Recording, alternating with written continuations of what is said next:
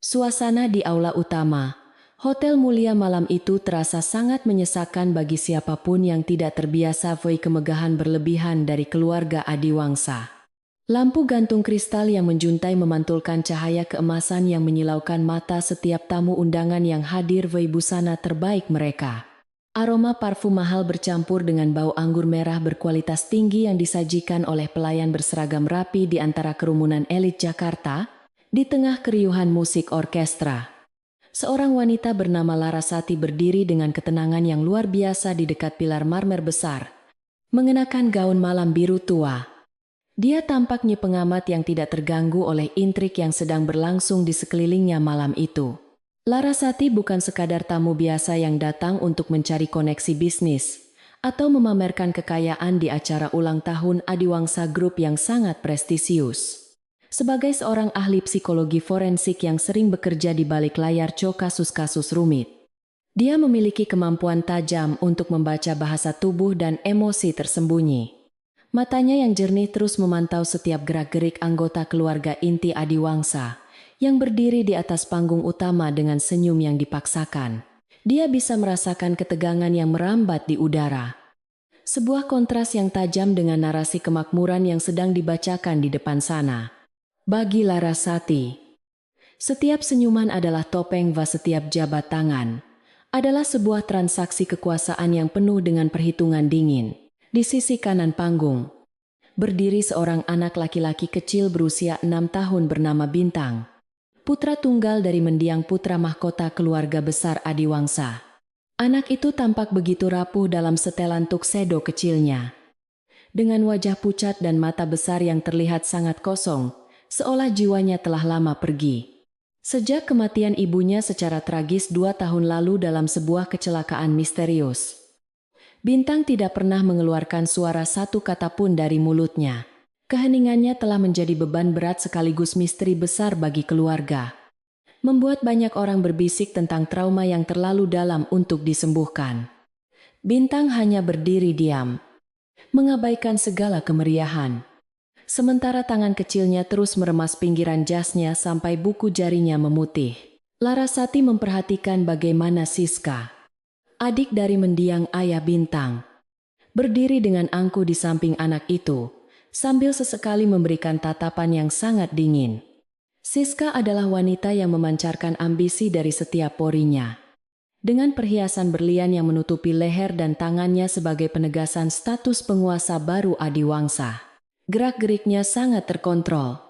Namun, Larasati menangkap kilatan ketidaksabaran setiap kali Bintang menunjukkan tanda-tanda ketidaknyamanan di depan publik yang terus menatap dengan penuh rasa ingin tahu. Tiba-tiba, pandangan mata Bintang yang semula kosong mulai bergerak menyapu kerumunan tamu, mencari sesuatu yang tidak dimengerti. Saat mata anak itu bertemu dengan mata Larasati yang tenang, sesuatu yang luar biasa kuat tampak meledak di dada kecil Bintang. Tanpa peringatan apapun, Bintang melepaskan diri dari pegangan tangan Siska yang biasanya sangat posesif dan mulai berlari menuruni tangga panggung dengan sangat cepat. Keheningan tiba-tiba menyelimuti aula besar itu. Musik orkestra berhenti karena kebingungan. Dan ratusan pasang mata mengikuti arah lari anak kecil yang selama ini dianggap pasif. Bintang menerobos kerumunan tamu, mengabaikan teriakan panggilan dari Siska yang terdengar panik dan marah, menuju ke arah pilar tempat Larasati sedang berdiri diam. Begitu sampai di depan Larasati, anak itu langsung memeluk kaki wanita asing itu dengan tenaga yang besar, seolah memegang satu-satunya harapan. Keheningan itu pecah seketika ketika sebuah suara kecil yang serak, namun sangat jelas terdengar ke seluruh penjuru ruangan. "Ibu!" bisik Bintang dengan suara yang bergetar karena emosi yang tertahan selama bertahun-tahun. Air mata mulai mengalir deras, membasahi pipinya saat dia mendongak menatap Larasati.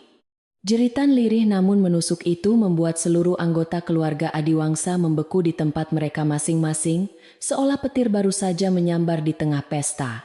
Budi Adiwangsa, sang kakek yang biasanya memiliki wajah sekeras batu, tampak gemetar hebat sambil memegang tongkatnya dengan erat saat mendengar suara cucu kesayangannya.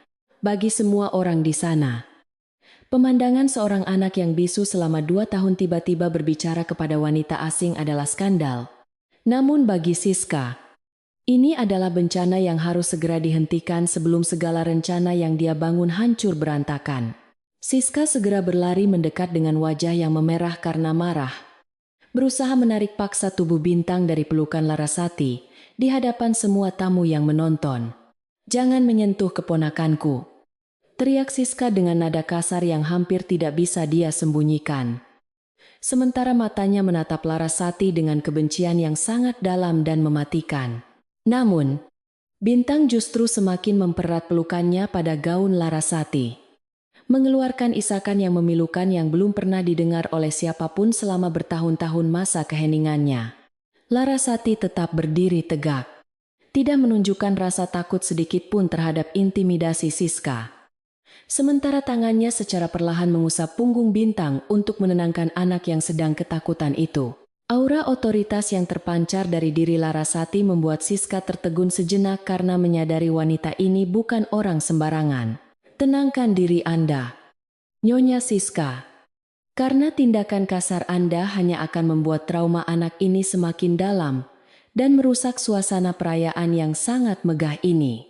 Larasati berbicara dengan nada suara yang sangat tenang, namun mengandung kekuatan yang membuat beberapa tamu di sekitar mereka merasa segan dan langsung terdiam. Dia tidak melepaskan pelukan Bintang, justru memberikan perlindungan fisik yang sangat dibutuhkan oleh anak itu, di tengah kepungan tatapan mata yang penuh dengan prasangka. Budi Adiwangsa kemudian mendekat dengan langkah yang berat. Matanya yang tua menatap tajam ke arah Larasati, seolah sedang berusaha menembus masuk ke dalam jiwa wanita asing tersebut. Suasana di aula itu menjadi semakin tegang, karena semua orang menunggu keputusan apa yang akan diambil oleh pemimpin tertinggi keluarga besar Adiwangsa. "Siapa Anda sebenarnya dan mengapa cucu saya memanggil Anda dengan sebutan yang sangat sakral bagi dirinya setelah sekian lama dia memilih untuk terus diam?" Budi bertanya dengan nada yang penuh selidik.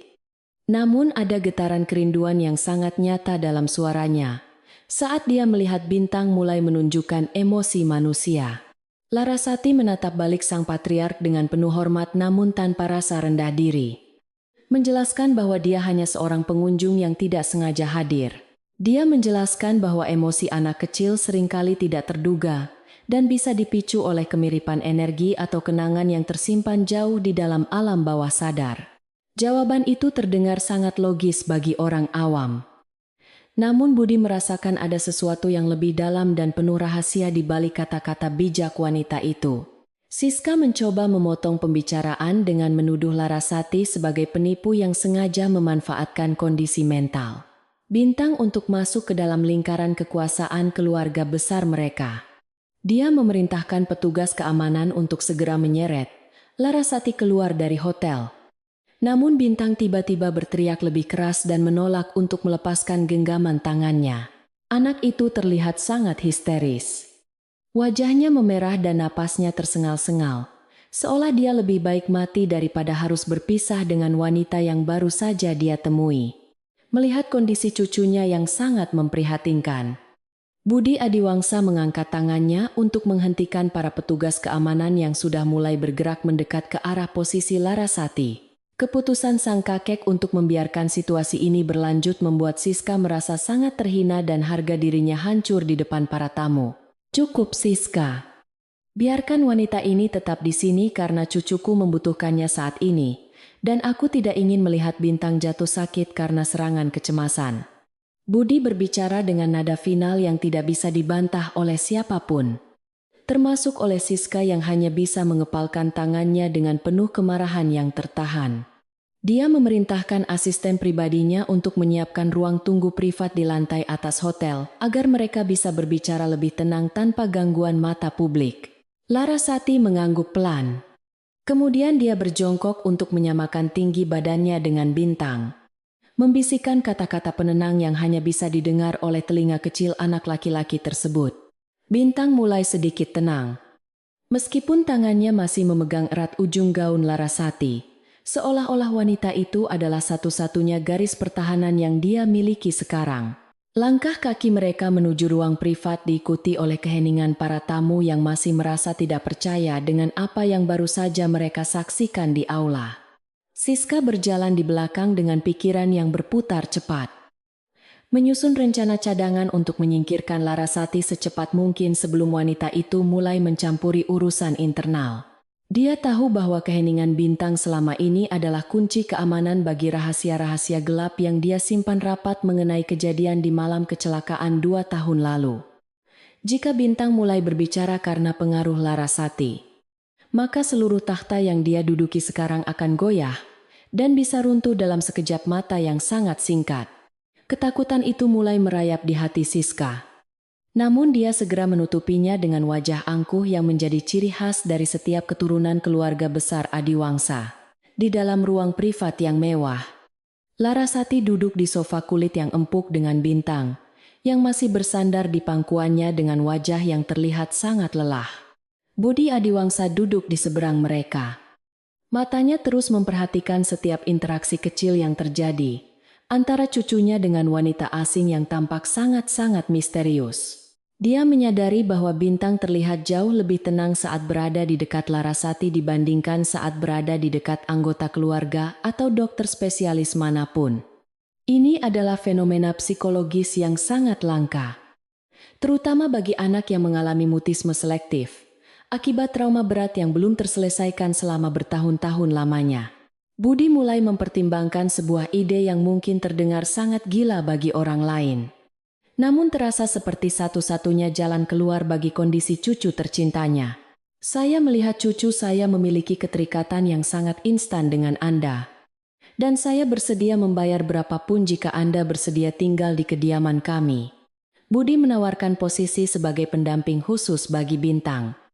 Sebuah tawaran yang membuat Siska yang baru masuk ke ruangan itu terkejut dan langsung ingin melayangkan protes. Larasati tidak langsung menjawab. Dia menatap mata Bintang yang penuh harap, menyadari bahwa takdir telah membawanya ke dalam pusaran konflik keluarga yang sangat berbahaya. Dia tahu bahwa masuk ke kediaman Adiwangsa berarti memasuki sarang singa di mana setiap sudut tembok memiliki mata dan telinga yang siap untuk menghancurkan. Namun, rasa tanggung jawab moral sebagai seorang ahli psikologi dan naluri kemanusiaannya mendorongnya untuk tidak membiarkan anak kecil ini menderita sendirian dalam kegelapan.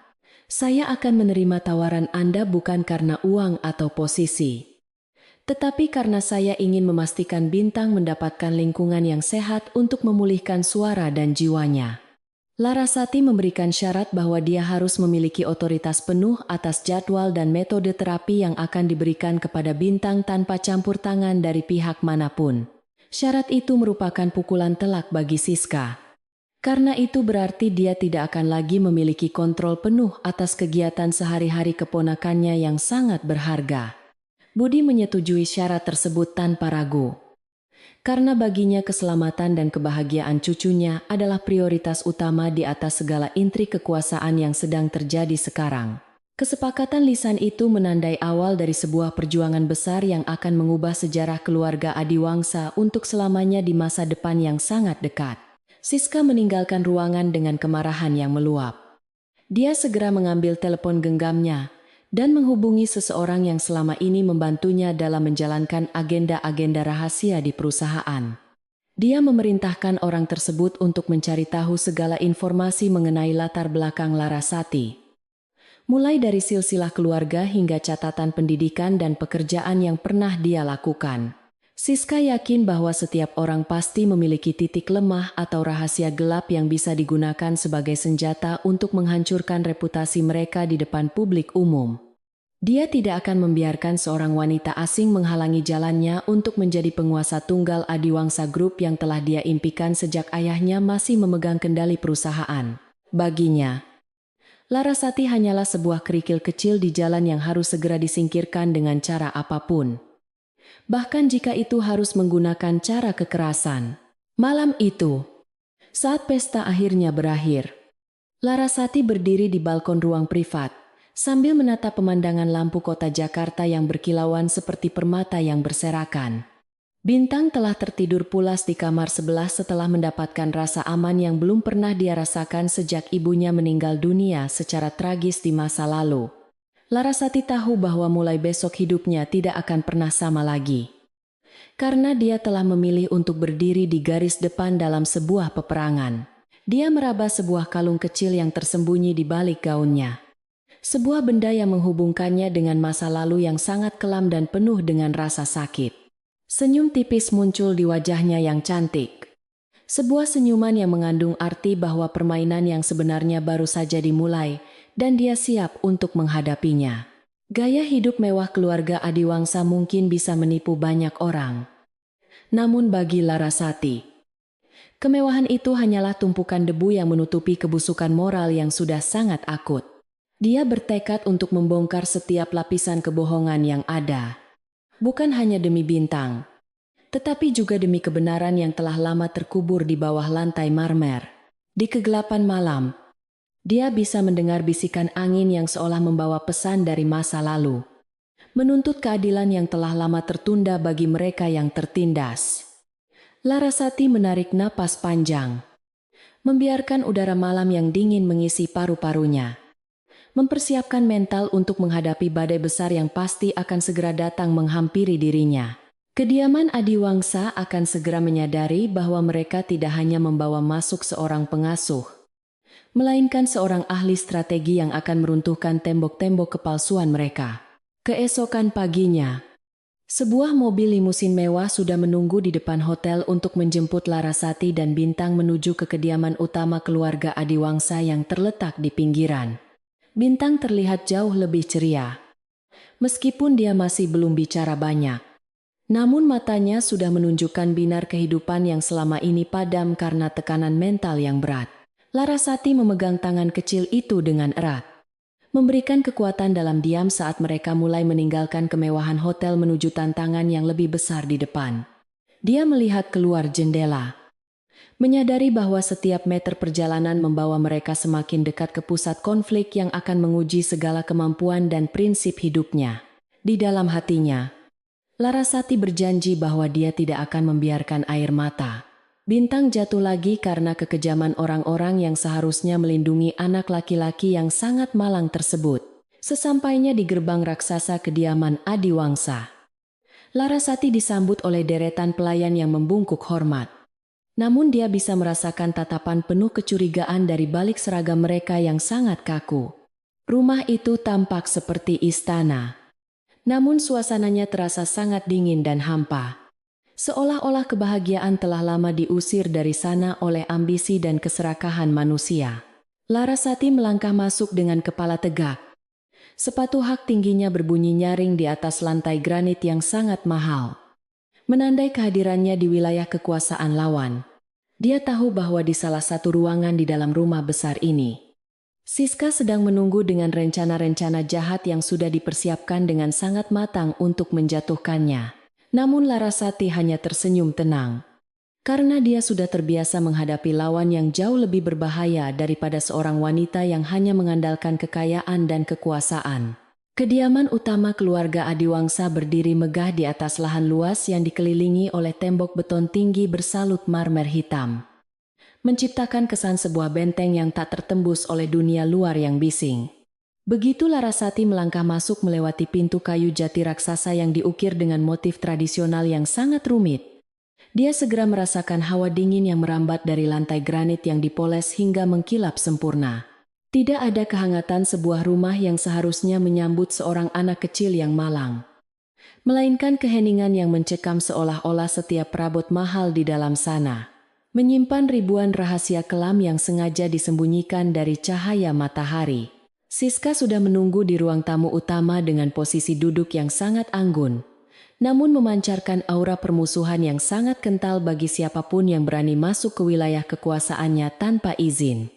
Matanya yang tajam seperti elang memperhatikan setiap inci pakaian Larasati, mencari celah untuk menghina atau menjatuhkan harga diri wanita yang dianggapnya sebagai ancaman besar bagi rencana jangka panjangnya. Di samping Siska berdiri kepala pelayan yang berwajah pucat, dan tampak selalu waspada terhadap setiap perintah yang keluar dari mulut majikannya yang sangat keras dan tidak mengenal belas kasihan sama sekali bagi mereka yang berani melakukan kesalahan, sekecil apapun. Selamat datang di neraka kecil kami, Nona Larasati. Saya harap Anda tidak membawa pengaruh buruk ke dalam rumah yang sangat menjaga reputasi dan martabat luhur ini selama puluhan tahun lamanya. Siska berbicara dengan nada yang sangat sinis sambil menyesap teh dari cangkir porselen tipis yang harganya mungkin setara dengan gaji tahunan seorang karyawan biasa di kantor pusat Adiwangsa Group yang sangat besar. Dia sengaja memberikan penekanan pada kata pengaruh buruk untuk mengingatkan Larasati bahwa posisinya di sini hanyalah sebagai pekerja, sementara yang bisa dibuang kapan saja jika dia berani melampaui batas kewenangan yang telah ditetapkan. Sebelumnya, Larasati hanya tersenyum tipis. Sebuah senyuman yang sangat tenang, namun menyimpan kekuatan yang mampu membuat orang di seberangnya merasa sedikit tidak nyaman karena merasa tidak bisa membaca pikirannya yang sangat dalam. Dia tidak membalas hinaan tersebut dengan kemarahan, melainkan dengan tatapan mata yang sangat fokus, seolah-olah dia sedang membedah setiap lapisan kepalsuan yang menyelimuti wajah cantik. Namun angkuh milik Siska yang sangat manipulatif. Baginya, setiap kata yang keluar dari mulut Siska adalah sebuah informasi berharga tentang ketakutan yang sedang disembunyikan di balik topeng kepercayaan diri, yang sangat tipis dan sangat rapuh bagi seorang penguasa rumah tangga. Rumah yang megah seringkali menyimpan kesepian yang luar biasa bagi mereka yang tinggal di dalamnya, terutama bagi seorang anak kecil yang hanya membutuhkan kasih sayang yang tulus dari orang sekitarnya. Larasati menjawab dengan suara yang sangat lembut namun tegas, membuat Siska sedikit terkejut karena tidak menyangka wanita asing ini akan berani membalas perkataannya dengan filsafat yang secara tidak langsung menyindir suasana di kediaman Adiwangsa. Bintang yang masih memegang erat tangan Larasati tampak sedikit lebih santai. Dia merasa terlindungi oleh aura ketenangan yang terpancar dari wanita yang telah dianggapnya sebagai sosok pelindung di tengah badai kehidupan. Tuan Budi Adiwangsa kemudian muncul dari arah koridor panjang. Kehadirannya segera mengubah dinamika kekuatan di ruangan tersebut, karena dialah pemegang otoritas tertinggi yang sangat dihormati, sekaligus sangat ditakuti oleh semua anggota keluarga. Beliau mengabaikan tatapan kesal dari Siska dan langsung menuju ke arah Bintang. Mencoba untuk memberikan usapan lembut di kepala cucunya, yang selama ini selalu menghindar dari sentuhan fisik manusia. Kehadiran Larasati tampaknya memberikan pengaruh positif yang sangat instan. Karena kali ini, Bintang tidak menarik diri dengan ketakutan, melainkan tetap berdiri diam, meskipun masih terlihat sedikit tegang di depan kakeknya yang sangat perkasa. Saya telah menyiapkan kamar terbaik untuk Anda yang letaknya tepat di samping kamar tidur Bintang agar Anda bisa memantau kondisi perkembangan psikologisnya setiap saat tanpa ada gangguan dari pihak manapun. Budi berbicara dengan nada otoriter yang sangat jelas, memberikan instruksi kepada kepala pelayan untuk segera membawa barang-barang Larasati ke lantai atas tanpa perlu menunggu konfirmasi atau perdebatan dari keponakannya yang ambisius. Siska hanya bisa mengepalkan tangannya di bawah meja, menyadari bahwa untuk saat ini, dia telah kehilangan kendali atas pengaturan domestik rumah ini, karena intervensi langsung dari pamannya yang sangat keras kepala. Larasati mengikuti kepala pelayan menuju lantai atas, melewati deretan lukisan potret keluarga yang terlihat sangat kaku dan seolah-olah mata di dalam lukisan itu, terus mengawasi setiap langkah kaki yang dia ambil saat ini. Dia memperhatikan bahwa setiap sudut rumah ini dilengkapi dengan kamera pengawas yang sangat canggih, menandakan bahwa privasi adalah sesuatu yang sangat mahal dan hampir tidak ada di dalam istana ini. Rumah ini bukan sekadar tempat tinggal, melainkan sebuah medan perang psikologis di mana setiap orang saling mengawasi dan menunggu waktu yang tepat untuk menjatuhkan lawan demi mendapatkan kekuasaan yang lebih besar lagi. Kamar Bintang terletak di ujung koridor. Sebuah ruangan yang sangat luas, namun terasa sangat kosong karena minimnya sentuhan personal yang mencerminkan kepribadian seorang anak kecil yang seharusnya ceria dan penuh dengan imajinasi. Di dalam kamar tersebut, Larasati melihat tumpukan mainan mahal yang masih terbungkus rapi. menandakan bahwa pemiliknya tidak memiliki keinginan atau semangat untuk memainkannya karena beban mental yang terlalu berat untuk dipikul. Dia berjalan menuju jendela besar yang menghadap ke arah taman belakang yang sangat luas. Menyadari bahwa kebebasan Bintang telah dibatasi oleh pagar-pagar fisik dan mental yang sangat kuat, yang sengaja dibangun orang-orang dewasa. Begitu kepala pelayan meninggalkan mereka, Bintang segera berlari menuju sebuah lemari kecil dan mengeluarkan sebuah buku gambar yang terlihat sangat usang dibandingkan dengan barang-barang mewah lainnya yang ada di ruangan itu. Dia menarik tangan Larasati dengan sangat lembut, mengajaknya untuk duduk di atas karpet bulu yang sangat tebal, sambil mulai membuka lembaran-lembaran kertas yang berisi coretan pensil warna yang sangat suram. Larasati memperhatikan setiap detail gambar tersebut, menyadari bahwa ini adalah cara Bintang berkomunikasi dengan dunia luar. Melalui simbol-simbol yang mengandung jeritan minta tolong yang selama ini tidak pernah didengar oleh siapapun dalam keluarganya. Gambar pertama menunjukkan sebuah rumah besar yang dikelilingi oleh api hitam, dengan sosok wanita yang wajahnya dikaburkan oleh warna merah tua yang sangat menyeramkan bagi mata seorang anak kecil berusia 6 tahun. Larasati merasakan denyut jantungnya berakselerasi saat dia mulai menganalisis makna psikologis di balik karya seni yang sangat jujur, namun sangat menyakitkan ini bagi siapapun yang melihatnya secara mendalam.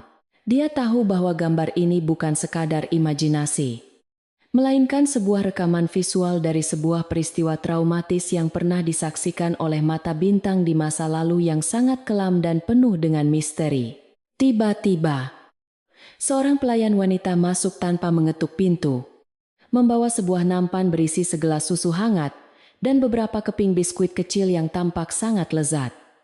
Namun, aromanya terasa sedikit aneh bagi Larasati. Larasati dengan sigap mencegat nampan tersebut sebelum diletakkan di meja.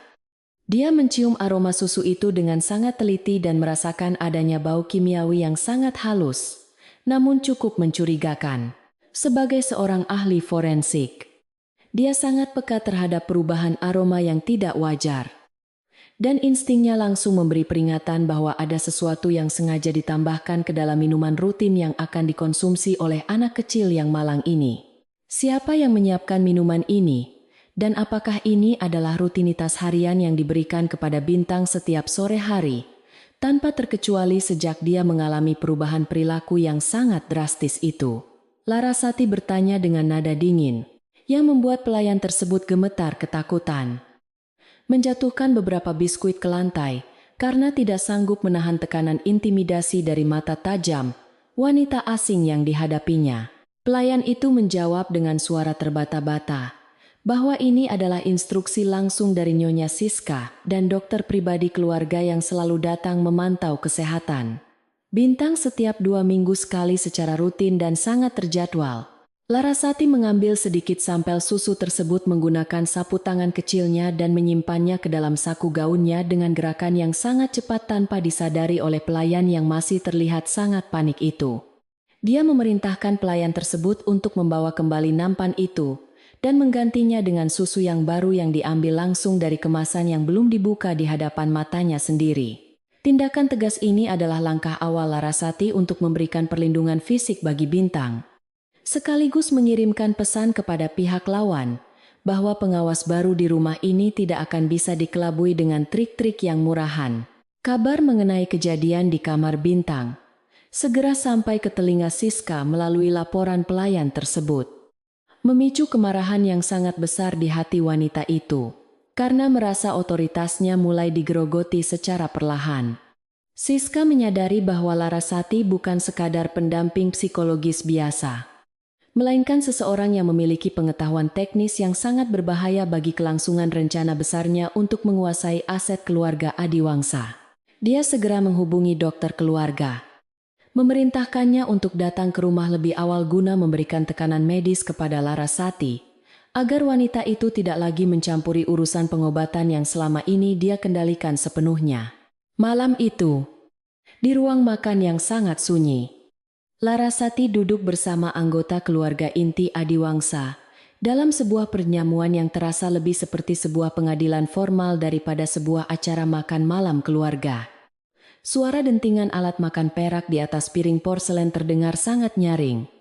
Menjadi satu-satunya suara yang mengisi kekosongan komunikasi di antara orang-orang yang memiliki pertalian darah, namun sangat jauh secara emosional.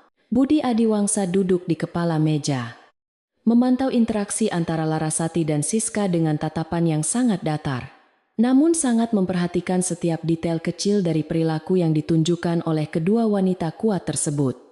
Nona Larasati, saya dengar Anda mulai mencampuri urusan diet dan nutrisi cucu. Saya tanpa berkonsultasi terlebih dahulu dengan tim medis kami yang sudah sangat berpengalaman menangani kasus trauma anak. Siska membuka pembicaraan dengan nada menuduh, mencoba untuk mempermalukan Larasati di depan paman mereka, agar reputasi profesional wanita itu mulai diragukan kebenarannya oleh sang pengambil keputusan utama. Dia memberikan senyuman kemenangan kecil saat melihat beberapa anggota keluarga lainnya mulai berbisik-bisik dan menatap Larasati dengan tatapan yang sangat tidak ramah. Seolah-olah dia adalah seorang pengganggu yang sangat tidak diinginkan keberadaannya. Saya hanya menjalankan protokol keamanan psikologi standar untuk memastikan bahwa subjek merasa aman sepenuhnya dari segala bentuk intervensi eksternal yang dapat memicu kembali serangan kepanikan yang sangat merusak bagi proses pemulihan. Larasati menjawab dengan ketenangan yang luar biasa, menggunakan istilah medis dan psikologis yang sangat akurat sehingga membuat argumen Siska terdengar seperti sebuah keluhan seorang awam yang tidak memiliki dasar ilmu pengetahuan. Dia menatap langsung ke mata Siska, memberikan isyarat bahwa dia tahu apa yang sedang terjadi di balik gelas susu itu, tanpa harus mengatakannya secara eksplisit di depan umum yang sangat ramai. Ketegangan di ruang makan semakin memuncak ketika dokter keluarga, seorang pria parubaya bernama Dr. Gunawan, masuk ke ruangan dengan wajah yang tampak sangat terganggu oleh laporan yang dia terima. Dia mencoba untuk memberikan penjelasan medis yang sangat rumit tentang kondisi Bintang, mencoba untuk mengintimidasi Larasati dengan jargon-jargon kedokteran yang sengaja digunakan untuk membuat posisi Larasati terlihat lemah dan tidak kompeten. Namun, Larasati membalas setiap pernyataan dokter tersebut dengan analisis yang jauh lebih mendalam. Bahkan mengutip beberapa jurnal penelitian terbaru yang membantah metode pengobatan yang selama ini diterapkan kepada anak kecil tersebut oleh tim medis keluarga. Budi Adiwangsa terlihat sangat terkesan dengan keberanian dan kecerdasan Larasati dalam menghadapi tekanan dari dua orang yang selama ini sangat dia percayai dalam mengurus urusan rumah tangga dan kesehatan. Beliau menyadari bahwa ada sesuatu yang tidak beres di dalam rumahnya sendiri. Sebuah intuisi yang selama ini dia abaikan karena terlalu sibuk mengurus ekspansi bisnis korporasi yang sangat besar. Keputusannya untuk membawa Larasati ke dalam rumah ini mulai dirasakan sebagai langkah paling tepat yang pernah dia ambil untuk menyelamatkan masa depan cucunya dari cengkeraman orang-orang yang mungkin memiliki agenda tersembunyi yang sangat jahat. Setelah makan malam berakhir, Larasati kembali ke kamarnya dengan membawa beban pikiran yang sangat berat mengenai keselamatan nyawa Bintang di dalam rumah yang seharusnya menjadi tempat yang paling aman bagi dirinya. Dia mengeluarkan sampel susu yang dia ambil tadi sore dan mulai melakukan tes sederhana menggunakan alat pendeteksi zat kimia portable yang selalu dia bawa di dalam tas kerjanya yang sangat rapi.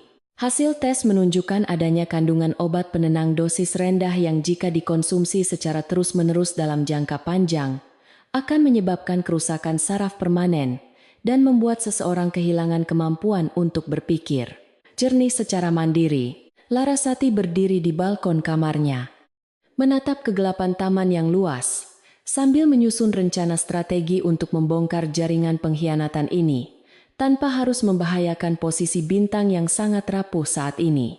Dia tahu bahwa Siska tidak bekerja sendirian. Pasti ada kekuatan besar lainnya yang mendukung ambisi wanita itu.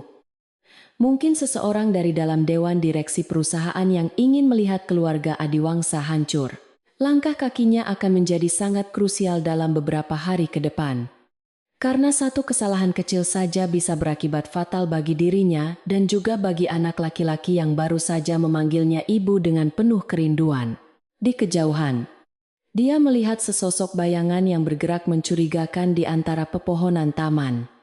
Seolah-olah ada seseorang yang sedang memantau pergerakannya dari kegelapan malam yang sangat sunyi dan penuh dengan ancaman tersembunyi. Larasati tidak merasa takut. Justru adrenalinnya mulai terpacu karena dia menyadari bahwa musuh-musuhnya sudah mulai merasa gelisah dan mulai melakukan pergerakan yang bisa menjadi celah bagi dirinya untuk menyerang balik. Dia menutup pintu balkon dan menguncinya dengan rapat. Kemudian duduk di meja kerjanya untuk mulai menulis laporan rahasia yang akan dia kirimkan kepada kontak terpercaya di kepolisian melalui jalur komunikasi yang sangat aman dan terenkripsi. Permainan ini baru saja dimulai. Dan Larasati sudah menempatkan pion-pion strategisnya di atas papan catur. Kekuasaan keluarga Adiwangsa yang sangat rumit dan penuh dengan jebakan yang mematikan bagi siapapun yang lengah. Dia tahu bahwa besok pagi akan ada tantangan baru yang lebih besar. Namun dia sudah siap untuk menghadapinya dengan segala kemampuan intelektual dan keberanian yang dia miliki sebagai seorang profesional sejati. Bintang sedang tertidur di kamar sebelah. Tidak menyadari bahwa di sekelilingnya sedang terjadi peperangan besar yang akan menentukan nasib hidupnya selamanya. Dan Larasati bersumpah akan menjadi perisai yang tidak akan pernah bisa ditembus. Dunia mungkin melihatnya hanya sebagai seorang wanita yang beruntung bisa masuk ke dalam lingkaran elit. Namun mereka akan segera menyadari bahwa dia adalah badai yang akan menyapu bersih segala kotoran di rumah ini. Larasati mematikan lampu kamarnya, membiarkan kegelapan menyelimuti dirinya. Namun matanya tetap terbuka lebar, memantau setiap suara yang terdengar di koridor luar, seolah-olah dia adalah seorang predator yang sedang menunggu mangsa. Malam itu, untuk pertama kalinya sejak sekian lama, ada seseorang yang benar-benar berjaga untuk melindungi warisan yang paling berharga dari keluarga besar Adiwangsa. Bukan berupa harta benda, melainkan nyawa seorang anak yang sangat polos. Matahari pagi menyusup malu-malu melalui celah gorden sutra di kamar Larasati, menyinari lantai kayu ek yang dipoles sempurna hingga memantulkan bayangan perabot antik mewah di sekelilingnya. Meskipun berada di tengah kemewahan luar biasa, Larasati merasakan beban udara sangat berat, seolah setiap partikel oksigen di kediaman Adiwangsa tercemar oleh rasa takut tersembunyi. Dia segera bangkit, mempersiapkan mental menghadapi hari kedua, di mana Siska pasti sudah menyiapkan berbagai jebakan untuk menghancurkan kredibilitasnya. Langkah kakinya terdengar mantap saat berjalan menuju jendela besar, mengamati keadaan taman yang masih berselimut kabut tipis di pagi sunyi, misterius bagi seorang tamu baru. Di meja makan yang panjang, suasana terasa sangat formal dengan piring porselen putih bersih, yang ditata dengan presisi militer oleh para pelayan yang bekerja dalam keheningan total. Siska duduk di posisi biasanya. Matanya yang tajam seperti sembilu terus mengawasi setiap gerak-gerik Larasati yang baru saja turun bergabung bersama Bintang untuk sarapan pagi. Tidak ada tegur sapa yang ramah. Hanya dentingan sendok perak yang beradu dengan mangkuk keramik mahal yang menciptakan irama monoton. Bintang tampak lebih tenang saat Larasati duduk di sampingnya, memberikan dukungan emosional tanpa perlu mengucapkan sepatah kata pun di depan anggota keluarga yang sangat dingin. Setelah sarapan selesai, Larasati membawa Bintang menuju ruang bermain khusus, yang kini telah diubah fungsinya menjadi ruang terapi, sementara untuk membangkitkan kembali kemampuan bicaranya yang hilang. Ruangan itu dipenuhi dengan berbagai macam media seni, mulai dari cat air hingga tanah liat, yang sengaja disiapkan Larasati untuk memancing ekspresi bawah sadar anak laki-laki yang sangat tertutup itu. Dia tahu bahwa kata-kata mungkin belum bisa keluar dari bibir Bintang. Namun warna dan bentuk akan menceritakan kebenaran yang jauh lebih jujur daripada laporan medis manapun. Bintang mulai mengambil kuas dengan tangan yang sedikit gemetar. Matanya menatap kanvas kosong dengan intensitas sangat dalam. Sementara itu, di koridor pelayan yang gelap, rumor tentang Larasati mulai disebarkan oleh tangan kanan Siska, dengan tujuan untuk merusak reputasi wanita itu di mata staf domestik. Mereka berbisik-bisik tentang latar belakang Larasati yang dianggap sangat mencurigakan dan kemungkinan adanya niat jahat untuk menguasai harta warisan keluarga Adiwangsa yang jumlahnya sangat fantastis itu. Siska sangat lihai dalam memanipulasi informasi. Menciptakan narasi bahwa Larasati adalah seorang penipu profesional yang menggunakan teknik psikologi gelap untuk menghipnotis Bintang dan Tuan Budi demi kepentingan pribadinya sendiri. Kampanye hitam ini dirancang secara sistematis agar Larasati merasa terisolasi dan tidak mendapatkan dukungan moral dari siapapun. Larasati sebenarnya menyadari adanya bisik-bisik di belakang punggungnya. Namun dia memilih untuk tetap fokus pada misinya, tanpa membiarkan emosinya terganggu oleh provokasi murahan dari pihak lawan. Sebagai seorang ahli strategi, dia tahu bahwa reaksi terbaik terhadap fitnah adalah dengan menunjukkan hasil nyata yang tidak bisa dibantah oleh argumen verbal manapun di depan publik. Dia mulai memperhatikan bagaimana Bintang menggambar sebuah mobil hitam yang jatuh ke jurang.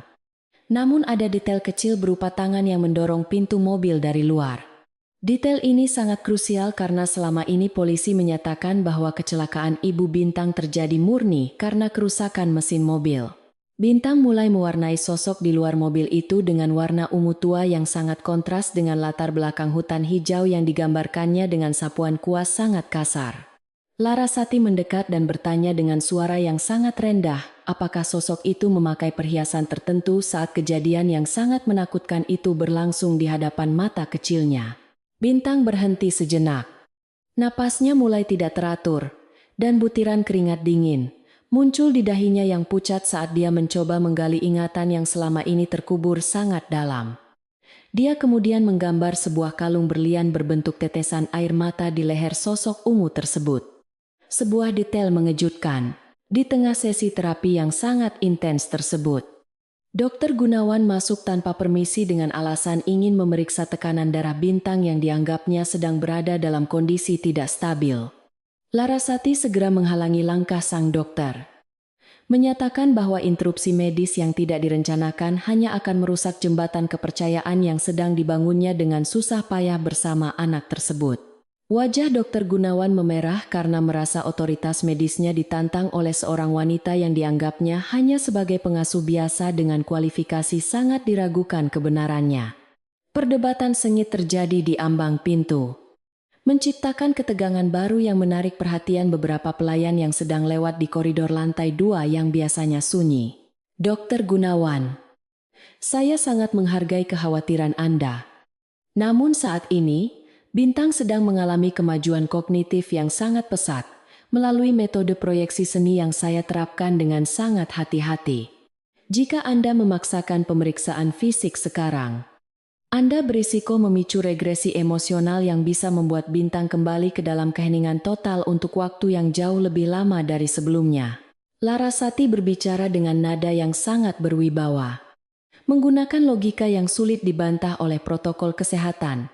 Standar manapun yang berlaku di lingkungan medis profesional saat ini. Dokter tersebut akhirnya mundur dengan perasaan dongkol. Namun dia segera melaporkan kejadian pembangkangan ini kepada Siska melalui pesan rahasia. Siska yang menerima laporan itu merasa sangat gelisah, terutama saat dia mendengar bahwa Bintang sedang menggambar adegan kecelakaan ibunya dengan sangat detail di bawah bimbingan langsung dari Larasati. Dia tahu bahwa jika rahasia tentang kalung berlian itu terungkap, maka seluruh kekuasaan yang dia genggam sekarang akan hancur, dan dia akan berakhir di balik jeruji besi. Dia segera memerintahkan kepala keamanan untuk memasang alat penyadap tambahan di ruang terapi, agar dia bisa mendengarkan setiap percakapan antara Larasati dan keponakannya secara langsung. Ketakutan mulai merayap di hati Siska. Namun dia menutupinya dengan rencana sabotase baru yang melibatkan manipulasi dokumen keuangan keluarga. Bintang tiba-tiba menyentuh tangan Larasati dan menunjuk ke arah gambar kalung itu, sambil mengeluarkan suara erangan kecil yang terdengar sangat menyakitkan seolah ada sesuatu yang mengganjal di tenggorokannya. Larasati tidak mendesaknya untuk berbicara, melainkan hanya memeluknya dengan hangat untuk memberikan rasa aman yang selama ini hilang dari kehidupan anak laki-laki yang sangat malang dan kesepian ini. Isakan kecil mulai terdengar, menandakan bahwa tembok pertahanan mental yang dibangun Bintang selama 2 tahun terakhir mulai retak secara perlahan, karena kehadiran sosok yang benar-benar peduli. Ini adalah sebuah terobosan besar di mana emosi yang dilepaskan secara alami akan membuka jalan bagi pemulihan fungsi bicara. Malam harinya, Larasati menyelinap ke perpustakaan pribadi keluarga Adiwangsa yang dipenuhi dengan ribuan buku langka dan arsip-arsip lama mengenai sejarah panjang perusahaan yang telah berdiri selama beberapa dekade. Dia mencari laporan internal mengenai kecelakaan yang menimpa Maya, Ibu Bintang, yang ternyata disimpan di dalam brankas kecil tersembunyi di balik lukisan pemandangan alam yang sangat indah. Menggunakan kemampuan teknisnya dalam memecahkan kode sederhana, Larasati berhasil membuka brankas tersebut dan menemukan beberapa foto TKP yang belum pernah dipublikasikan oleh pihak kepolisian setempat saat penyelidikan berlangsung. Matanya yang jeli menemukan adanya bekas goresan cat mobil lain pada bumper mobil Maya yang sangat mencurigakan. Data ini sangat sesuai dengan apa yang digambarkan Bintang dalam kanvas terapinya tadi siang. Memperkuat dugaan bahwa kecelakaan tersebut adalah sebuah pembunuhan berencana yang dirancang secara sangat rapi. Larasati menyadari bahwa musuh yang dihadapinya bukan hanya Siska, melainkan sebuah konspirasi yang melibatkan orang-orang kuat yang memiliki kepentingan besar untuk menyingkirkan Maya dari posisi pewaris sah perusahaan. Maya dikenal sebagai sosok yang sangat jujur dan sedang menyelidiki adanya penggelapan dana besar-besaran di dalam tubuh Adiwangsa Group sesaat sebelum kematiannya yang tragis. Informasi berharga ini menjadi senjata utama bagi Larasati untuk menyusun strategi serangan balik yang akan menghancurkan dominasi Siska yang korup, tanpa disadari oleh Larasati. Tuan Budi Adiwangsa sedang mengamati aktivitasnya dari kamera pengawas rahasia yang tidak diketahui oleh siapapun di rumah tersebut termasuk oleh keponakannya yang sangat licik. Sang patriark tua itu sebenarnya sudah mulai mencurigai adanya ketidakberesan sejak lama. Namun dia membutuhkan bukti yang kuat dan seseorang yang cukup berani untuk mengungkapkannya tanpa rasa takut. Dia melihat Larasati sebagai sosok yang tepat untuk menjalankan misi berbahaya ini. Meskipun dia tetap harus bersikap waspada, karena dia tidak bisa sepenuhnya mempercayai siapapun. Budi memutuskan untuk memberikan dukungan diam-diam kepada Larasati. Membiarkannya bergerak bebas di dalam rumah, sambil terus mengawasi perkembangan situasi yang semakin memanas. Makan malam kedua terasa jauh lebih mencekam dibandingkan sebelumnya. Dengan Siska yang terus-menerus melemparkan pertanyaan jebakan mengenai masa lalu. Larasati di depan para kerabat yang sengaja diundang. Larasati menjawab setiap pertanyaan dengan jawaban yang telah disiapkan secara strategis, menciptakan identitas palsu yang sangat meyakinkan, namun tetap menyisipkan sedikit kebenaran agar tidak mudah terbongkar oleh penyelidik. Dia menyebutkan bahwa dia pernah bekerja untuk organisasi internasional yang menangani trauma anak di daerah konflik. Sebuah cerita yang memberikan penjelasan logis bagi kemampuan profesionalnya. Siska tampak semakin kesal karena tidak berhasil menemukan celah dalam cerita Larasati. Sementara para kerabat lainnya mulai terkesan dengan ketenangan wanita tersebut. Tiba-tiba, Bintang yang biasanya hanya menunduk saat makan, mengangkat kepalanya dan menatap tajam ke arah leher Siska yang saat itu mengenakan kalung berlian yang sama dengan yang ada di gambar. Anak itu mulai gemetar. Tangannya menjatuhkan sendok perak ke lantai granit, sehingga menimbulkan suara dentingan nyaring yang membuat semua orang di meja makan tersebut terdiam, seketika karena sangat terkejut. Bintang menunjuk ke arah kalung itu dengan jari telunjuknya yang mungil. Matanya dipenuhi dengan ketakutan yang sangat mendalam dan kemarahan yang tertahan selama bertahun-tahun dalam keheningan total.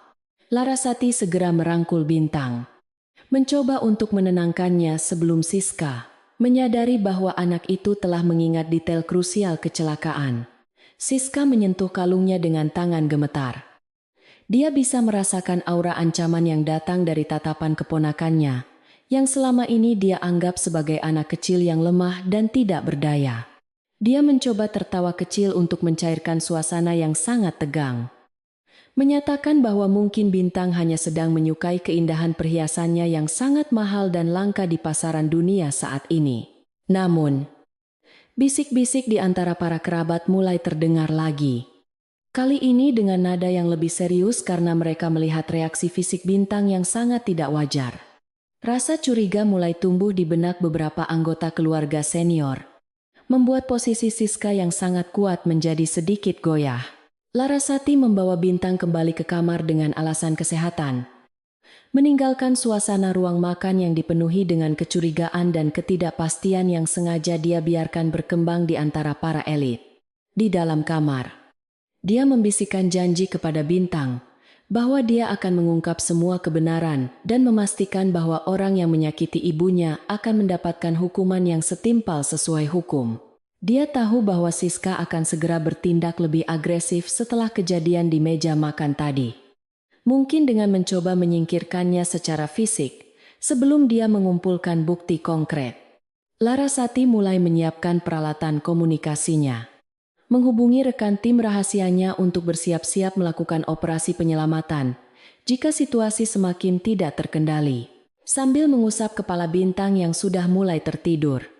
Larasati membuka laptopnya dan mengakses basis data rahasia yang berisi catatan transaksi keuangan gelap yang dilakukan oleh perusahaan cangkang milik Siska. Dia menemukan bahwa ada aliran dana yang sangat besar yang dikeluarkan tepat 1 minggu sebelum kecelakaan Maya terjadi, yang diduga digunakan untuk menyewa jasa pembunuh bayaran profesional dari luar negeri. Dana tersebut disamarkan sebagai biaya konsultasi bisnis fiktif. Namun Larasati berhasil melacak jejak digitalnya hingga ke sebuah rekening di bank luar negeri yang dikelola kaki tangan. Penemuan ini merupakan kepingan puzzle terakhir yang dia butuhkan untuk membangun kasus hukum guna menjatuhkan Siska dari kekuasaan. Di sisi lain rumah, Dr. Gunawan sedang melakukan pertemuan rahasia dengan Siska di dalam gazebo taman yang tersembunyi dari pantauan lampu-lampu utama kediaman yang sangat luas dan gelap tersebut. Mereka berdua tampak sangat panik, mendiskusikan rencana untuk memberikan dosis obat penenang yang lebih tinggi kepada Bintang, agar anak itu kembali kehilangan kesadarannya dan tidak bisa lagi memberikan kesaksian. Siska mengancam akan menghancurkan karir kedokteran Gunawan jika pria itu gagal menjalankan perintahnya kali ini. Karena dia tidak ingin ada satupun kesalahan yang membongkar rahasia. Tanpa mereka sadari, Larasati telah memasang mikrofon kecil di sekitar gazebo tadi sore sehingga setiap kata terekam jelas. Larasati tersenyum dingin saat mendengarkan rekaman suara Siska dan Dr. Gunawan. Dia memiliki bukti suara yang cukup untuk menghancurkan mereka di depan pengadilan, meskipun masih membutuhkan satu bukti fisik tambahan. Bukti fisik itu ada di dalam kotak penyimpanan perhiasan pribadi milik Siska. Sebuah kunci yang akan membuka akses ke dokumen-dokumen asli yang sengaja disembunyikan oleh wanita licik tersebut. Hari esok akan menjadi awal dari konfrontasi langsung yang sangat berbahaya, di mana Larasati harus menggunakan seluruh kemampuannya untuk melindungi Bintang dari rencana jahat orang terdekat. Cahaya bulan menyinari wajah Larasati yang tampak sangat bertekad, menunjukkan bahwa dia tidak akan pernah mundur sampai keadilan benar-benar ditegakkan di rumah penuh kemunafikan. Begitu keheningan malam semakin larut, Larasati mulai memetakan jalur evakuasi di dalam rumah mewah itu, menandai setiap sensor gerak dan posisi penjaga keamanan yang rutin melakukan patroli setiap jam. Dia tahu bahwa Siska memiliki akses ke sistem keamanan utama. Namun Larasati telah berhasil menyisipkan virus enkripsi yang memungkinkan dirinya untuk mengambil alih kendali kamera pengawas selama 10 menit krusial. 10 menit itulah yang akan dia gunakan besok malam untuk menyelinap ke kamar Siska dan mengambil bukti fisik yang dia butuhkan untuk melengkapi berkas penyelidikannya yang sangat rahasia itu. Bintang menggeliat dalam tidurnya, memegang ujung baju Larasati, seolah-olah dia takut jika wanita itu akan menghilang jika dia melepaskan genggamannya sedetik pun. Kekuatan sebuah kebenaran seringkali lebih tajam daripada sebilah pedang. Dan Larasati sedang mengasah pedang itu dengan penuh ketelitian di bawah bayang-bayang kekuasaan keluarga Adiwangsa yang mulai merapuh sedikit demi sedikit. Dia menutup laptopnya, mematikan semua perangkat elektronik, dan membiarkan dirinya beristirahat sejenak untuk memulihkan energi yang akan sangat dia butuhkan dalam pertarungan hidup dan mati di hari esok. Di luar, angin malam berhembus kencang, menggoyangkan dahan-dahan pohon besar di taman seolah sedang memberikan tanda bahwa badai besar akan segera melanda kediaman yang selama ini terlihat begitu tenang dan damai. Larasati memejamkan matanya dengan penuh keyakinan. Karena dia tahu bahwa pada akhirnya, cahaya akan selalu menemukan jalan untuk menembus kegelapan yang paling pekat sekalipun di dunia ini. Pagi hari di kediaman Adiwangsa selalu dimulai dengan keheningan yang sangat kaku, di mana sinar matahari yang menembus jendela kaca patri besar, seolah enggan untuk menghangatkan suasana ruangan yang penuh dengan intrik kekuasaan yang sangat menyesakkan dada bagi siapapun yang tinggal di dalamnya. Larasati terbangun lebih awal untuk melakukan observasi terhadap rutinitas harian Bintang. Menyadari bahwa anak laki-laki itu tampak jauh lebih lamban dan mengantuk dibandingkan biasanya setelah mengonsumsi minuman yang diberikan oleh pelayan kepercayaan. Siska semalam yang sangat mencurigakan bagi mata ahli seperti dirinya, yang sangat jeli melihat kejanggalan kecil dalam perilaku manusia.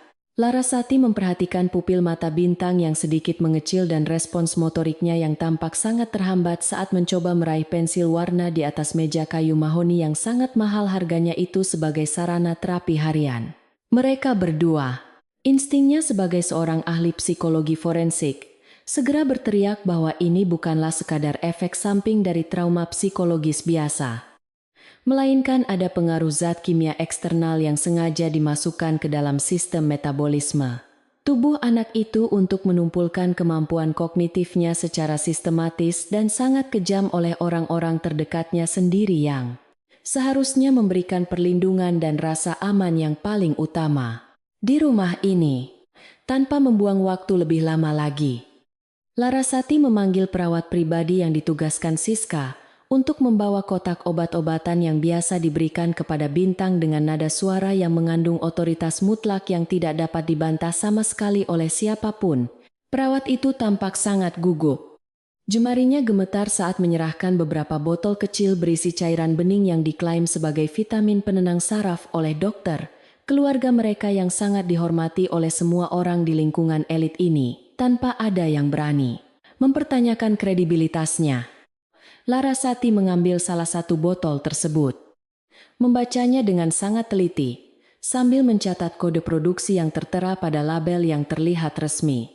Saat itulah Dokter Gunawan masuk ke dalam kamar dengan langkah kaki yang tergesa-gesa. Wajahnya tampak sangat tegang dan penuh dengan kemarahan karena merasa wewenang medisnya sedang dipertanyakan oleh seorang wanita yang dianggapnya hanya sebagai pengganggu asing di rumah ini. Dia mencoba mengambil kembali botol obat itu dari tangan Larasati dengan gerakan yang cukup kasar. Namun Larasati dengan sigap menghindarinya, sambil memberikan tatapan mata yang sangat tajam dan dingin, seolah sedang membedah kebohongan yang tersimpan di balik jas putih. Dokter yang sangat rapi tersebut namun menyimpan banyak sekali rahasia kotor yang bisa menghancurkan karirnya. Anda tidak memiliki hak untuk melakukan inspeksi terhadap obat-obatan yang sudah saya resepkan secara resmi berdasarkan diagnosa medis yang sudah sangat mendalam selama bertahun-tahun menangani kasus kesehatan mental anak ini, sejak ibunya meninggal dunia secara tragis. Bentak Dokter Gunawan dengan suara yang cukup keras hingga membuat Bintang tersentak ketakutan di sudut ruangan yang gelap itu. Larasati tetap tenang. Dia tidak menunjukkan rasa takut sedikit pun. Justru dia melangkah maju untuk memperpendek jarak fisik di antara mereka, agar dia bisa memberikan tekanan psikologis yang jauh lebih kuat kepada lawan bicaranya yang mulai merasa goyah tersebut. Obat ini mengandung zat neuroinhibitor dosis rendah yang jika diberikan secara terus-menerus akan menghancurkan sistem memori jangka pendek dan membuat seorang anak kehilangan kemampuan untuk membentuk kalimat yang koheren dalam jangka waktu yang cukup lama bagi proses pemulihannya nanti di masa depan. Larasati berbicara dengan istilah medis yang sangat akurat, membuat wajah Dokter Gunawan memucat seketika karena menyadari bahwa wanita di hadapannya ini bukanlah orang awam yang mudah ditipu dengan jargon kedokteran yang sengaja digunakan untuk menutupi jejak kejahatan sistematis terhadap seorang anak kecil yang tidak memiliki dosa sama sekali ini. Saya akan membawa sampel cairan ini ke laboratorium independen yang memiliki reputasi internasional untuk melakukan analisis toksikologi yang sangat mendetail, guna memastikan bahwa tidak ada unsur kriminalitas dalam pengobatan rutin yang Anda berikan selama ini kepada pewaris utama Adiwangsa Group yang sangat berharga ini. Ancaman Larasati membuat Dokter Gunawan kehilangan kata-kata. Dia menyadari bahwa jika hal ini benar-benar dilakukan, maka karirnya akan hancur, dan dia akan terseret ke dalam kasus hukum yang sangat berat yang melibatkan konspirasi pembunuhan berencana terhadap anggota keluarga elit Jakarta yang memiliki kekuasaan sangat besar sekali pengaruhnya. Bintang yang memperhatikan interaksi tersebut mulai merasakan adanya perubahan atmosfer di sekelilingnya, di mana sosok Larasati tampak seperti benteng pertahanan yang sangat kokoh dan siap melindunginya dari segala ancaman yang selama ini membuatnya merasa sangat tercekik dalam ketakutan yang mendalam setiap hari. Untuk pertama kalinya, Bintang memberanikan diri untuk berdiri dan berjalan mendekati Larasati. Memegang ujung baju wanita itu, seolah sedang memberikan dukungan moral bagi pahlawan barunya, yang sedang bertempur demi kebenaran di tengah sarang musuh yang sangat berbahaya dan penuh dengan tipu daya yang sangat licik di rumah megah ini. Tiba-tiba, pintu kamar terbuka lebar dan Siska muncul dengan aura kemarahan yang meluap-luap. Dia sudah mendengar laporan dari pelayannya mengenai konfrontasi yang sedang terjadi antara Larasati dan Dr. Gunawan, yang merupakan orang kepercayaannya sejak lama sekali dalam mengelola kesehatan Bintang. Siska tidak mencoba menyembunyikan kebenciannya lagi. Dia memerintahkan para penjaga keamanan yang berdiri di koridor untuk segera mengambil paksa botol obat itu dari tangan Larasati guna menghilangkan barang bukti utama yang bisa menyeretnya ke dalam masalah hukum yang sangat besar dan sangat memalukan bagi reputasi pribadinya di hadapan publik. Sosialita Jakarta. Jangan berani melangkah masuk lebih jauh lagi jika Anda tidak ingin saya melaporkan tindakan intimidasi ini secara langsung kepada Tuan Budi Adiwangsa, yang saat ini sedang menunggu laporan perkembangan cucunya di ruang kerja pribadinya. Yang sangat tenang dan penuh wibawa itu. Kata-kata Larasati seketika menghentikan pergerakan para penjaga keamanan yang tahu betul seberapa besar kekuasaan patriark tua itu atas hidup dan mati mereka di dalam kediaman megah ini setiap harinya tanpa terkecuali bagi siapapun yang melanggar perintah. Siska mendengus kesal, menyadari bahwa untuk saat ini dia tidak bisa bertindak gegabah tanpa memicu kecurigaan. Dr. Gunawan akhirnya meninggalkan ruangan dengan langkah yang sangat gontai. Diikuti oleh Siska yang terus-menerus memberikan tatapan, mematikan ke arah Larasati, seolah berjanji bahwa ini bukanlah akhir dari pertarungan di antara mereka berdua yang semakin sengit dan berbahaya ini. Larasati segera mengunci pintu kamar dari dalam. Kemudian dia duduk di samping Bintang, sambil memberikan pelukan hangat yang sangat tulus untuk menenangkan detak jantung anak itu, yang masih terasa sangat cepat karena ketakutan yang mendalam akibat melihat pertengkaran orang dewasa yang melibatkan dirinya secara langsung tadi pagi di ruangan yang sunyi ini. Setelah suasana menjadi lebih kondusif, Larasati memberikan selembar kertas kosong dan sebuah pena kepada Bintang. Bukan lagi kuas lukis. Karena dia merasa bahwa Bintang sudah siap untuk melangkah ke tingkat komunikasi yang lebih spesifik dan lebih akurat dari sebelumnya untuk mengungkap kebenaran yang tersembunyi. Dia membimbing tangan kecil Bintang dengan sangat lembut, memberikan instruksi agar anak itu mencoba menuliskan nama-nama orang yang sering memberinya minuman pahit atau orang-orang yang sering berbisik dengan nada mengancam saat tidak ada siapapun di sekitar mereka dalam jangka waktu 2 tahun terakhir ini sejak ibunya meninggal dunia. Tangan Bintang mulai bergerak dengan perlahan namun pasti. Dia menuliskan nama Siska dengan huruf kapital yang sangat besar, diikuti oleh nama Dr. Gunawan yang ditulis dengan tekanan pena yang sangat kuat hingga hampir merobek permukaan kertas putih bersih tersebut sebagai bentuk kemarahan yang terpendam. Namun, kejutan yang sebenarnya muncul ketika Bintang menuliskan satu nama lagi, yaitu nama kepala keamanan rumah yang selama ini terlihat sangat setia kepada Tuan Budi. Namun ternyata merupakan bagian dari jaringan pengkhianatan yang sangat terorganisir di dalam rumah ini untuk memantau setiap pergerakan anggota keluarga yang tidak sejalan. Informasi ini memberikan gambaran yang sangat jelas bagi Larasati tentang seberapa dalam akar korupsi dan kejahatan yang telah merusak keluarga Adiwangsa dari dalam, menjadikannya sebuah entitas yang sangat berbahaya bagi siapapun yang memiliki hati nurani murni dan ingin mencari keadilan. Dia tahu bahwa dia harus segera bertindak sebelum kelompok ini menyadari bahwa Bintang sudah mulai mengungkapkan rahasia mereka melalui tulisan tangan yang sangat lugu, namun sangat mematikan bagi karir dan kebebasan mereka di masa depan, yang akan datang sebentar lagi. Larasati mulai menyusun rencana untuk mengamankan Bintang keluar dari rumah mewah ini. Bintang tiba-tiba mengalami ledakan emosi yang sangat hebat. Dia mulai menangis, terseduh-seduh sambil memeluk kertas itu, erat-erat. Seolah-olah kertas itu adalah bukti dari rasa sakit, yang selama ini dia simpan sendirian dalam kegelapan, keheningan yang sangat menyiksa batinnya yang rapuh. Larasati membiarkan anak itu melepaskan seluruh bebannya. Dia tahu bahwa ini adalah bagian dari proses katarsis yang sangat diperlukan agar sistem saraf Bintang bisa kembali berfungsi secara normal tanpa adanya hambatan psikologis yang tersisa di dalam benaknya yang cerdas. Dia terus membisikkan kata-kata kekuatan, menjanjikan bahwa mereka akan segera bebas dari penjara emas ini.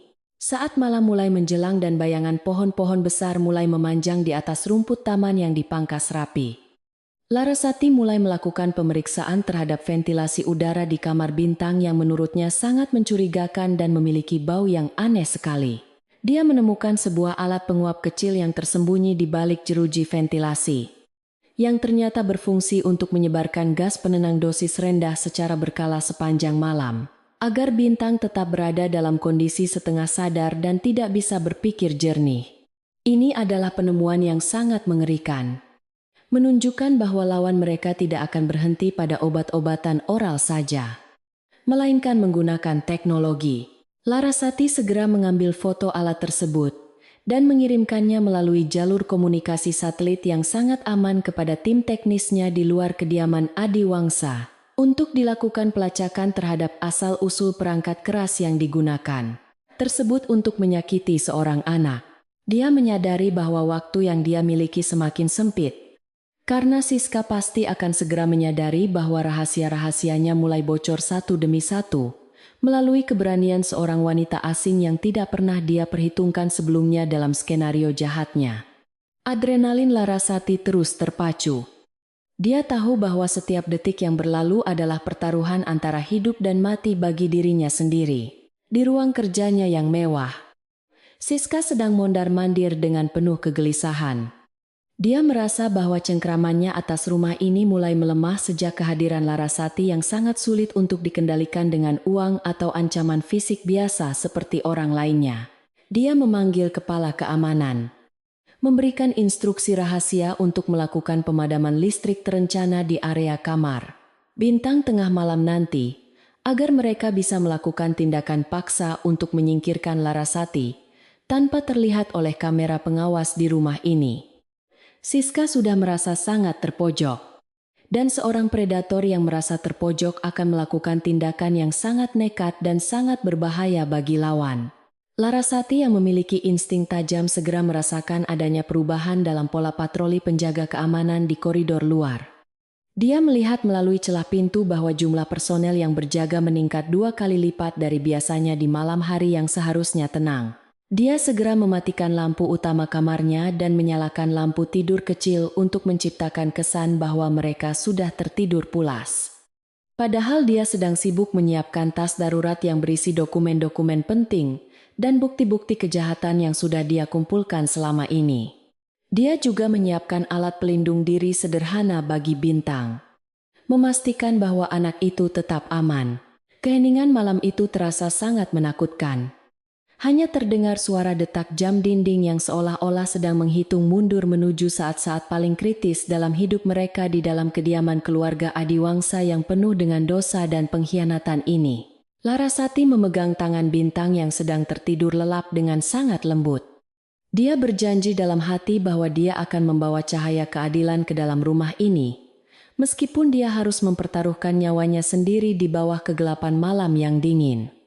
Strategi besar yang telah dia siapkan kini masuk ke tahap eksekusi yang paling menentukan, di mana kecerdasan akan menjadi senjata. Tepat saat jarum jam menunjukkan pukul 2 pagi, lampu-lampu di koridor lantai 2 mulai berkedip dan kemudian padam total, meninggalkan seluruh area dalam kegelapan yang sangat pekat dan sangat sunyi mencekam bagi siapapun yang ada di sana. Larasati segera mengenakan perangkat penglihatan malamnya. Dia melihat pintu kamar mulai terbuka secara perlahan dari luar, tanpa ada suara sedikit pun.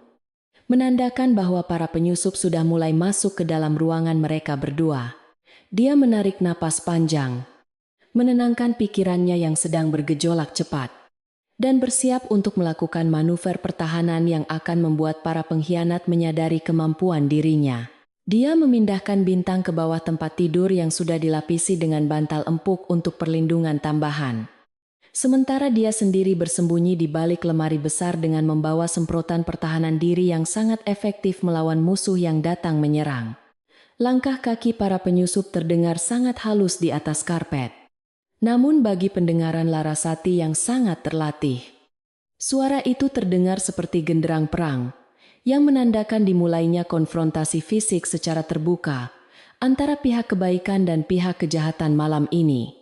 Dia menunggu sampai target pertama berada dalam jangkauan serangannya, memastikan bahwa setiap gerakannya akan sangat efisien dan memberikan dampak maksimal untuk melumpuhkan.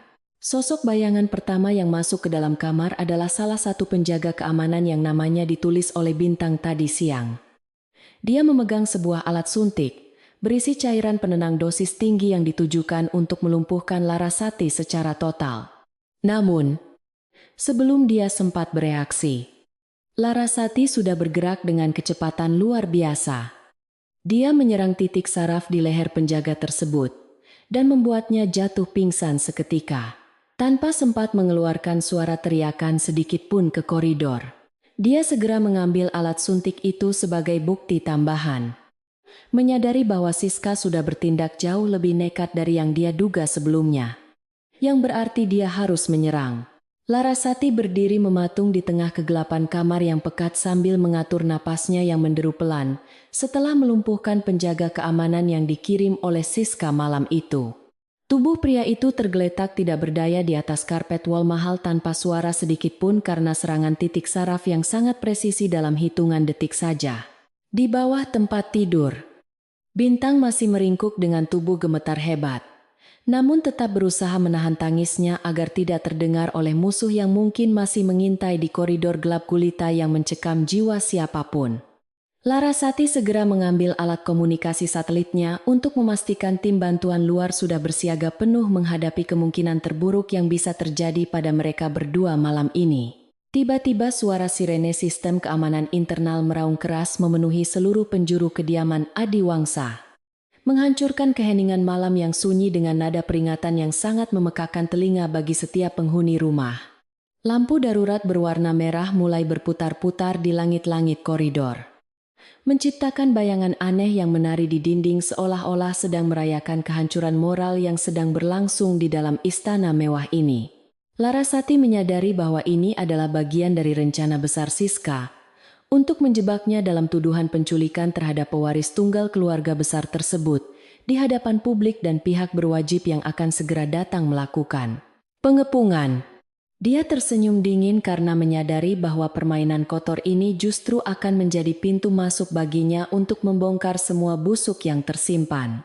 Pintu kamar ditendang terbuka dengan kasar oleh sekelompok petugas keamanan yang dipimpin langsung oleh Siska yang tampak sangat histeris sambil menunjuk ke arah Larasati dengan jari gemetar. Di belakangnya, beberapa petugas kepolisian yang tampaknya sudah disuap, sebelumnya bergerak maju dengan senjata yang sudah terkokang siap untuk melepaskan tembakan jika ada perlawanan dari pihak wanita asing tersebut. Tangkap wanita penipu itu sekarang juga karena dia telah berusaha menyakiti keponakan tercinta saya dan berniat membawanya pergi dari rumah ini secara ilegal demi uang tebusan. Teriak Siska dengan akting yang sangat meyakinkan. Larasati tidak mencoba melawan secara fisik. Dia justru mengangkat kedua tangannya dengan sangat tenang, sambil menatap langsung ke arah kamera pengawas. Bintang keluar dari bawah tempat tidur dengan wajah penuh air mata. Dia mencoba menghalangi para petugas yang ingin memborgol tangan Larasati, namun kekuatannya yang kecil tidak mampu berbuat banyak menghadapi pria dewasa. Siska segera menarik paksa Bintang ke pelukannya, mencoba menunjukkan citra seorang bibi yang sangat penyayang di depan kamera media yang entah bagaimana sudah berada di area depan rumah. Larasati dibawa keluar melewati koridor panjang. Tatapannya tetap tajam saat dia melewati Siska yang memberikan senyuman kemenangan yang sangat tipis. namun mengandung racun kebencian yang sangat kental dan mematikan. Dia tahu bahwa jebakan ini dirancang untuk mengisolasi dirinya dari Bintang dan menghancurkan reputasi profesionalnya dalam satu malam yang sangat bergejolak. Di dalam mobil polisi yang membawanya menuju markas besar, Larasati duduk diam sambil memejamkan mata.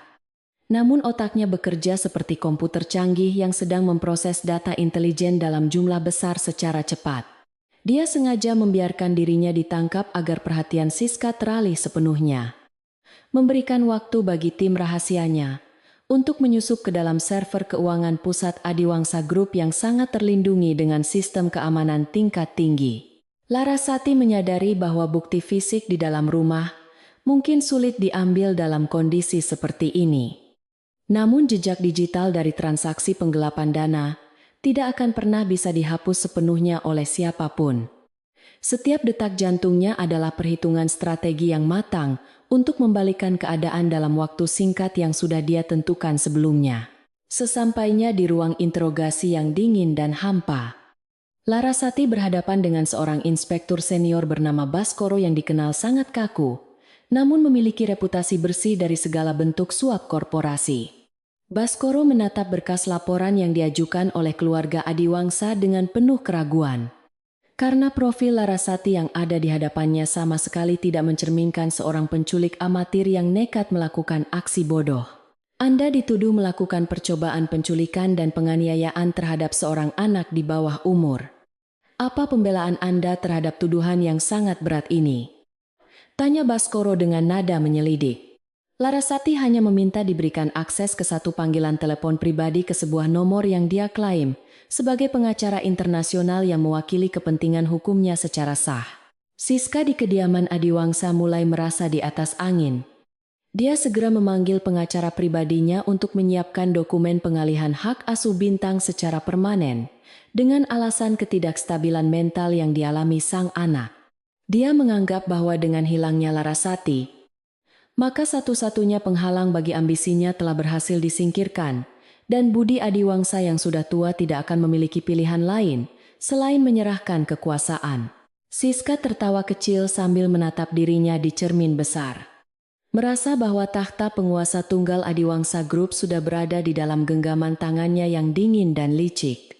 Namun, dia tidak menyadari bahwa di balik bayangan, sebuah badai besar sedang bersiap untuk menerjang dan meruntuhkan seluruh fondasi kebohongannya yang selama ini dia bangun. Di ruang interogasi, Larasati akhirnya diberikan akses telepon, dan dia segera menghubungi kontak rahasianya yang bernama Arya, seorang peretas tingkat tinggi yang bekerja untuk lembaga intelijen swasta internasional yang terpercaya. Arya, aktifkan protokol-protokol mawar merah sekarang juga dan kirimkan seluruh data transaksi luar negeri Siska ke email Inspektur Baskoro dalam waktu kurang dari 5 menit. Perintah Larasati singkat. Baskoro terkejut melihat layar komputernya tiba-tiba menampilkan aliran data yang sangat kompleks berisi ribuan catatan transfer dana ke rekening gelap di beberapa negara bebas pajak yang mencurigakan. Data tersebut menunjukkan bahwa Siska telah mencuri hampir 30% aset perusahaan selama 2 tahun terakhir secara sistematis melalui berbagai macam manipulasi fiktif. Larasati kemudian menjelaskan bahwa tuduhan penculikan itu hanyalah pengalihan isu agar Siska bisa menutupi jejak pembunuhan berencana terhadap Maya yang sedang mulai terendus oleh penyelidikan independen yang dia lakukan secara rahasia. Dia memberikan rekaman suara dari mikrofon tersembunyi yang menangkap percakapan antara Siska dan Dr. Gunawan tentang rencana pemberian obat penenang dosis tinggi untuk melenyapkan ingatan Bintang tentang kejadian malam kecelakaan. Inspektur Baskoro yang awalnya ragu kini mulai menyadari bahwa dia sedang menghadapi konspirasi kriminal tingkat tinggi yang melibatkan salah satu keluarga paling berpengaruh di negara ini secara langsung. Wajahnya mengeras karena dia membenci ketidakadilan, terutama jika korbannya adalah seorang anak kecil yang tidak berdaya dan kehilangan sosok ibunya secara tragis. Berita tentang penahanan Larasati mulai menyebar di media sosial. Namun tim Arya segera membalas dengan menyebarkan video rekaman dari kamera tersembunyi yang menunjukkan momen saat Siska memerintahkan penjaga keamanan untuk mematikan listrik. Publik mulai mempertanyakan kebenaran narasi yang dibangun oleh pihak Adiwangsa, menciptakan gelombang tekanan yang sangat besar terhadap pihak kepolisian untuk melakukan penyelidikan yang jauh lebih adil dan transparan.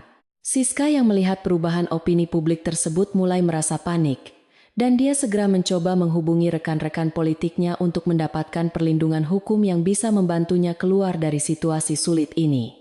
Namun satu persatu rekan-rekan tersebut mulai mematikan telepon mereka karena tidak ingin terseret ke dalam skandal yang sudah mulai berbau kriminalitas berat. Sementara itu di rumah sakit, Budi Adiwangsa yang baru saja mendengar tentang penangkapan Larasati, merasa ada sesuatu yang tidak benar dengan cara keponakannya, bertindak terlalu agresif dalam menangani situasi yang seharusnya bisa tenang. Beliau memerintahkan asisten pribadinya untuk menjemput Bintang dan membawanya ke rumah sakit agar terhindar dari tekanan Siska yang terlihat semakin tidak terkendali dalam menguasai segala aspek kehidupan rumah tangga. Budi menyadari bahwa selama ini dia telah dibutakan oleh rasa percaya kepada keluarga sendiri.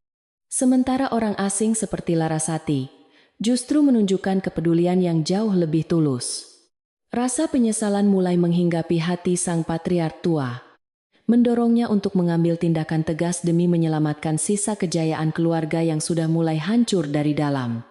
Larasati dibebaskan dari tuduhan sementara karena bukti-bukti baru yang sangat kuat menunjukkan adanya rekayasa kasus yang dilakukan oleh pihak pelapor. Dalam hal ini adalah Siska dan kaki tangannya di keamanan. Dia melangkah keluar dari kantor polisi dengan kepala tegak, disambut oleh puluhan wartawan yang ingin mendapatkan pernyataan resmi darinya mengenai konflik yang sedang memanas di dalam keluarga elit tersebut. Larasati tidak memberikan pernyataan yang emosional. Dia hanya mengatakan bahwa kebenaran akan segera terungkap, dan setiap orang yang bersalah akan menerima hukuman yang pantas sesuai dengan hukum yang berlaku. Dia segera menuju ke rumah sakit untuk bertemu dengan Budi Adiwangsa, menyadari bahwa inilah saatnya untuk melakukan aliansi strategis guna menjatuhkan musuh bersama. Pertemuan antara Larasati dan Budi Adiwangsa di ruang VIP rumah sakit berlangsung sangat tertutup, di mana hanya ada mereka berdua, dan Bintang yang masih tampak sangat trauma dengan kejadian malam yang mengerikan itu. Larasati menunjukkan dokumen-dokumen asli tentang kecelakaan Maya yang dia dapatkan dari brankas rahasia, termasuk bukti bahwa rem mobil Maya sengaja disabotase oleh mekanik suruhan Siska beberapa jam sebelum perjalanan. Budi Adiwangsa menitikkan air mata saat membaca laporan tersebut. Dia menyadari bahwa putri angkatnya yang sangat dia cintai telah dibunuh dengan cara yang sangat keji oleh darah dagingnya sendiri yang sangat haus akan kekuasaan. Kemarahan yang besar mulai muncul di mata sang kakek, memberikan kekuatan baru baginya untuk melakukan pembersihan besar-besaran di perusahaannya. Saya ingin Anda membantu saya menghancurkan Siska sepenuhnya di depan Dewan Direksi besok pagi. Saya akan memberikan Anda akses penuh ke seluruh data yang Anda butuhkan untuk menyerang balik, ujar Budi. Larasati mengangguk setuju. Dia sudah menyiapkan presentasi digital yang akan mengungkap setiap sen penggelapan dana dan setiap langkah pengkhianatan yang telah dilakukan oleh Siska selama bertahun-tahun masa jabatannya sebagai direktur operasional. Mereka merancang skenario konfrontasi yang akan dilakukan secara terbuka di kantor pusat, memastikan bahwa tidak ada jalan bagi Siska untuk melarikan diri dari jeratan hukum dan rasa malu publik. Bintang yang mendengarkan percakapan itu menggenggam tangan Larasati dengan erat, seolah menyadari bahwa pahlawannya akan segera memenangkan peperangan besar bagi masa depan hidupnya kelak. Malam itu, Larasati kembali ke kediaman Adiwangsa bukan sebagai tahanan, melainkan sebagai orang yang memegang kunci kehancuran bagi sang penguasa rumah saat ini yang sedang bersembunyi di dalam kamarnya. Siska yang mendengar kepulangan Larasati merasa ketakutan yang luar biasa. Dia mencoba mengumpulkan semua dokumen penting dan perhiasan berharganya untuk bersiap melarikan diri ke luar negeri sebelum matahari terbit di ufuk timur. Namun dia menyadari bahwa seluruh gerbang keluar sudah dijaga ketat oleh unit kepolisian khusus atas perintah Inspektur Baskoro, yang kini bekerja sama penuh dengan tim hukum Larasati yang sangat tangguh. Siska terjebak di dalam istana emasnya sendiri, dikelilingi oleh tembok-tembok yang kini terasa seperti sel penjara yang dingin dan penuh dengan bisikan dosa masa lalu yang menghantui. Dia mencoba menghubungi Dokter Gunawan untuk meminta bantuan medis darurat sebagai alasan untuk keluar rumah. Namun dia mendapatkan kabar bahwa sang dokter sudah lebih dulu ditangkap saat mencoba melewati perbatasan bandara internasional. Kabar ini menjadi pukulan telak bagi mental Siska. Dia mulai berteriak histeris di dalam kamarnya sambil menghancurkan barang-barang mewah sebagai bentuk pelampiasan dari rasa frustasi yang sudah tidak tertahankan lagi bagi jiwanya. Larasati berdiri di luar pintu kamar Siska, mendengarkan suara kehancuran tersebut dengan wajah yang datar tanpa ada rasa kasihan sedikit pun terhadap wanita yang telah menghancurkan hidup seorang anak kecil. Baginya, ini adalah awal dari pembersihan yang adil bagi sebuah sistem yang sudah terlalu lama dikuasai oleh keserakahan manusia yang tidak memiliki batas. Di kamar sebelah, Bintang tidur dengan sangat nyenyak setelah mendapatkan janji dari Larasati bahwa mulai besok, dia tidak perlu lagi meminum obat-obatan pahit atau merasa takut kepada siapapun di rumah ini. Larasati masuk ke kamar Bintang sejenak, memperbaiki selimutnya dan mengecup kening anak itu, dengan penuh kasih sayang seorang kakak pelindung yang akan selalu ada di sampingnya dalam setiap badai. Dia merasa bahwa misi ini bukan lagi sekadar pekerjaan profesional, melainkan sebuah perjuangan pribadi untuk menebus rasa sakit yang pernah dialami oleh sahabat karibnya yaitu Maya di masa lalu. Cahaya bulan masuk melalui jendela, menerangi wajah Bintang yang tampak damai. Seolah-olah beban berat yang selama ini menekan jiwanya sudah mulai terangkat dan menghilang terbawa angin malam yang tenang.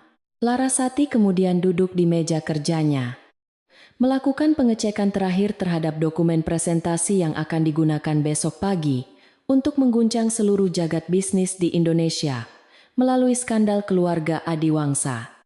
Dia menyisipkan foto-foto masa kecil Bintang bersama Maya di akhir slide sebagai pengingat bagi para direktur bahwa di balik angka-angka keuntungan perusahaan ada nyawa manusia yang telah dikorbankan demi ambisi buta. Strateginya sangat matang, menggabungkan bukti hukum yang tak terbantahkan dengan narasi emosional yang kuat untuk memastikan bahwa dukungan terhadap Siska akan runtuh hingga ke titik nol yang paling dalam. Tidak ada ruang bagi kegagalan dalam rencana ini, karena dia sedang memperjuangkan keadilan bagi mereka yang suaranya telah dibungkam secara paksa selama bertahun-tahun lamanya di kegelapan. Saat fajar mulai menyingsing, Larasati mengenakan setelan bisnis berwarna hitam yang sangat elegan, memancarkan aura otoritas dan kecerdasan yang akan membuat siapapun merasa segan saat melihatnya berjalan melewati koridor utama perusahaan.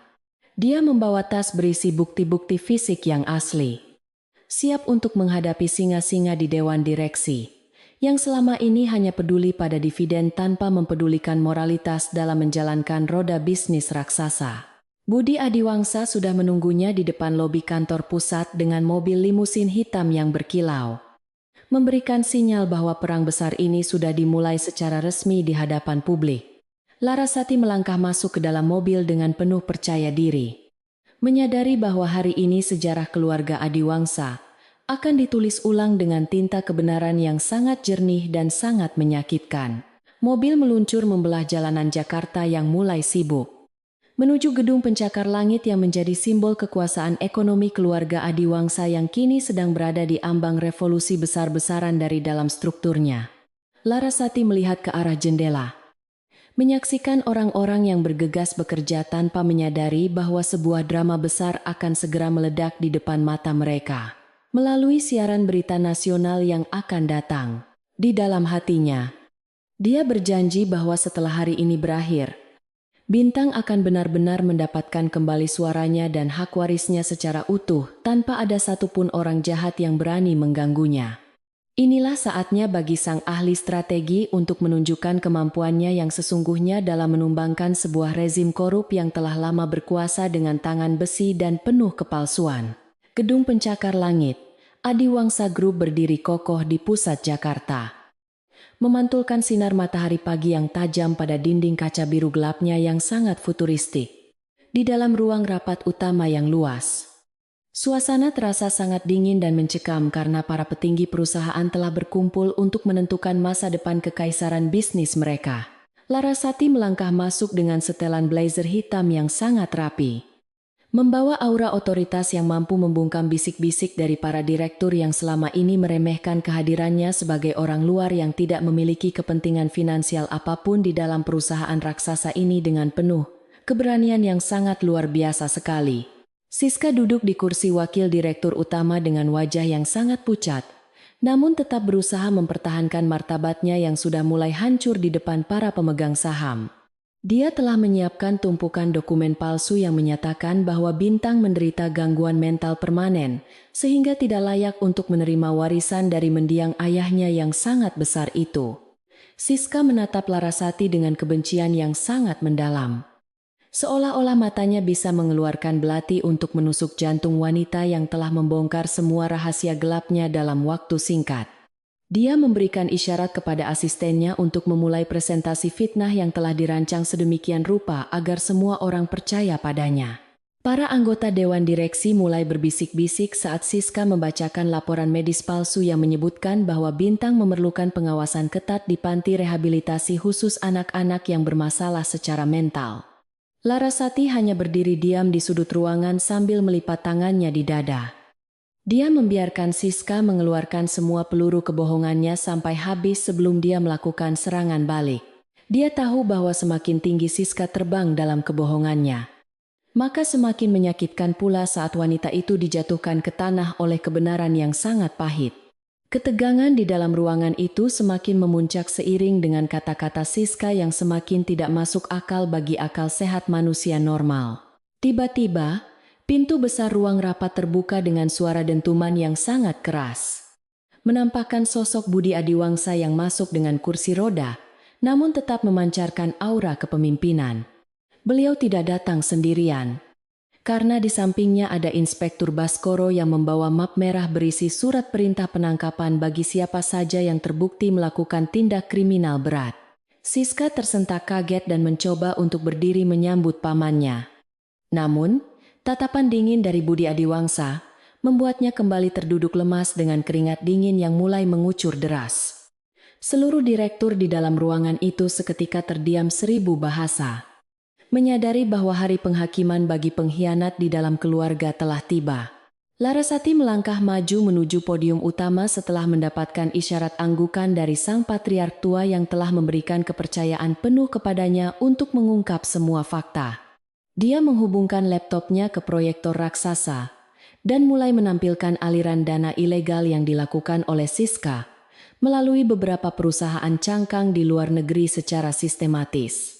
Data yang ditampilkan sangat detail, mencakup tanggal transaksi, nomor rekening penerima, hingga tanda tangan digital Siska yang tidak mungkin bisa disangkal oleh ahli hukum manapun. Para direktur terperangah melihat jumlah uang yang telah dicuri dari kas perusahaan, yang selama ini mereka kira hilang karena fluktuasi pasar global yang tidak menentu. Keheningan di ruang rapat itu pecah ketika Larasati menampilkan rekaman suara rahasia yang berisi percakapan Siska dengan mekanik yang melakukan sabotase terhadap rem mobil mendiang Maya. Suara Siska terdengar sangat jelas memerintahkan agar kecelakaan itu terlihat seperti kesalahan teknis murni, agar tidak ada penyelidikan lebih lanjut dari pihak kepolisian setempat. Siska berteriak histeris mencoba menghentikan rekaman tersebut. Namun Inspektur Baskoro segera menahannya di tempat duduknya agar tidak mengganggu jalannya presentasi bukti yang sangat krusial. Wajah-wajah para pemegang saham berubah menjadi penuh kemarahan dan kejijikan saat mereka menyadari bahwa rekan kerja mereka adalah seorang pembunuh berdarah dingin yang sangat keji sekali. Saat suasana sedang berada di puncak ketegangan psikologis, Larasati memanggil seseorang dari balik pintu ruang rapat yang selama ini dijaga ketat oleh tim keamanan pribadinya yang terpercaya. Bintang melangkah masuk ke dalam ruangan dengan langkah yang sangat tegak. Mengenakan pakaian rapi yang membuatnya terlihat seperti seorang pangeran kecil yang siap menuntut haknya. Dia tidak menunjukkan rasa takut sedikit pun, meskipun ratusan pasang mata tertuju padanya dengan penuh rasa penasaran yang sangat besar akan apa yang terjadi. Anak itu berjalan perlahan menuju ke arah Siska, yang kini hanya bisa menangis ketakutan sambil terus bergumam bahwa semua bukti itu adalah sebuah rekayasa jahat dari musuh-musuhnya. Bintang berhenti tepat di depan Siska. Dia menatap mata bibinya dengan tatapan yang sangat dalam seolah sedang berbicara melalui jiwanya yang telah lama tertekan dalam kegelapan. Untuk pertama kalinya dalam 2 tahun terakhir, Bintang membuka mulutnya dan mengeluarkan suara yang sangat jelas dan berwibawa di hadapan semua orang yang hadir. Kamu yang membunuh ibuku. Aku melihatmu memberikan kunci itu kepada pria di bengkel malam itu, sebelum kami pergi berangkat menuju ke villa. Kalimat itu bagaikan ledakan bom di tengah ruangan, membuat Siska jatuh pingsan karena tidak sanggup lagi menahan beban dosa yang akhirnya terbongkar oleh suara seorang anak kecil yang malang. Suasana di dalam ruang rapat berubah menjadi kekacauan yang teratur saat petugas medis masuk untuk memberikan bantuan kepada Siska yang masih pingsan di atas lantai marmer. Budi Adiwangsa menangis haru mendengar suara cucunya kembali. Beliau memeluk Bintang dengan sangat erat sambil meminta maaf karena selama ini tidak bisa melindungi keluarganya dengan baik. Para direktur segera melakukan pemungutan suara darurat untuk mencopot seluruh jabatan Siska dan menyerahkan kendali operasional sementara kepada Dewan Pengawas yang ditunjuk langsung. Keadilan yang selama ini terkubur di bawah tumpukan harta dan kekuasaan akhirnya muncul ke permukaan berkat keberanian seorang wanita asing dan seorang anak kecil yang tidak mau menyerah pada nasib. Larasati berdiri di dekat jendela besar, menatap ke arah pemandangan kota Jakarta yang mulai terlihat lebih cerah, seolah ikut merayakan kemenangan kebenaran atas kejahatan yang sangat sistematis. Dia merasa lega karena tugas beratnya untuk memulihkan keadilan bagi Maya dan masa depan. Bintang telah berhasil dijalankan dengan sangat sempurna tanpa ada celah sedikit pun. Inspektur Baskoro mendekatinya dan memberikan apresiasi atas kerja kerasnya dalam membantu pihak kepolisian mengumpulkan bukti-bukti yang sangat sulit didapatkan melalui jalur formal biasa. Kerjasama antara intelijen swasta dan aparat penegak hukum terbukti sangat efektif dalam meruntuhkan dominasi korporasi yang menyimpang dari jalur moralitas dan etika bisnis yang seharusnya dijunjung tinggi. Budi Adiwangsa kemudian mendekati Larasati dan memegang tangannya dengan penuh rasa syukur yang tidak terhingga atas semua yang telah dilakukan untuk menyelamatkan nama baik keluarga Adiwangsa. Beliau menawarkan posisi permanen sebagai konsultan utama di perusahaan.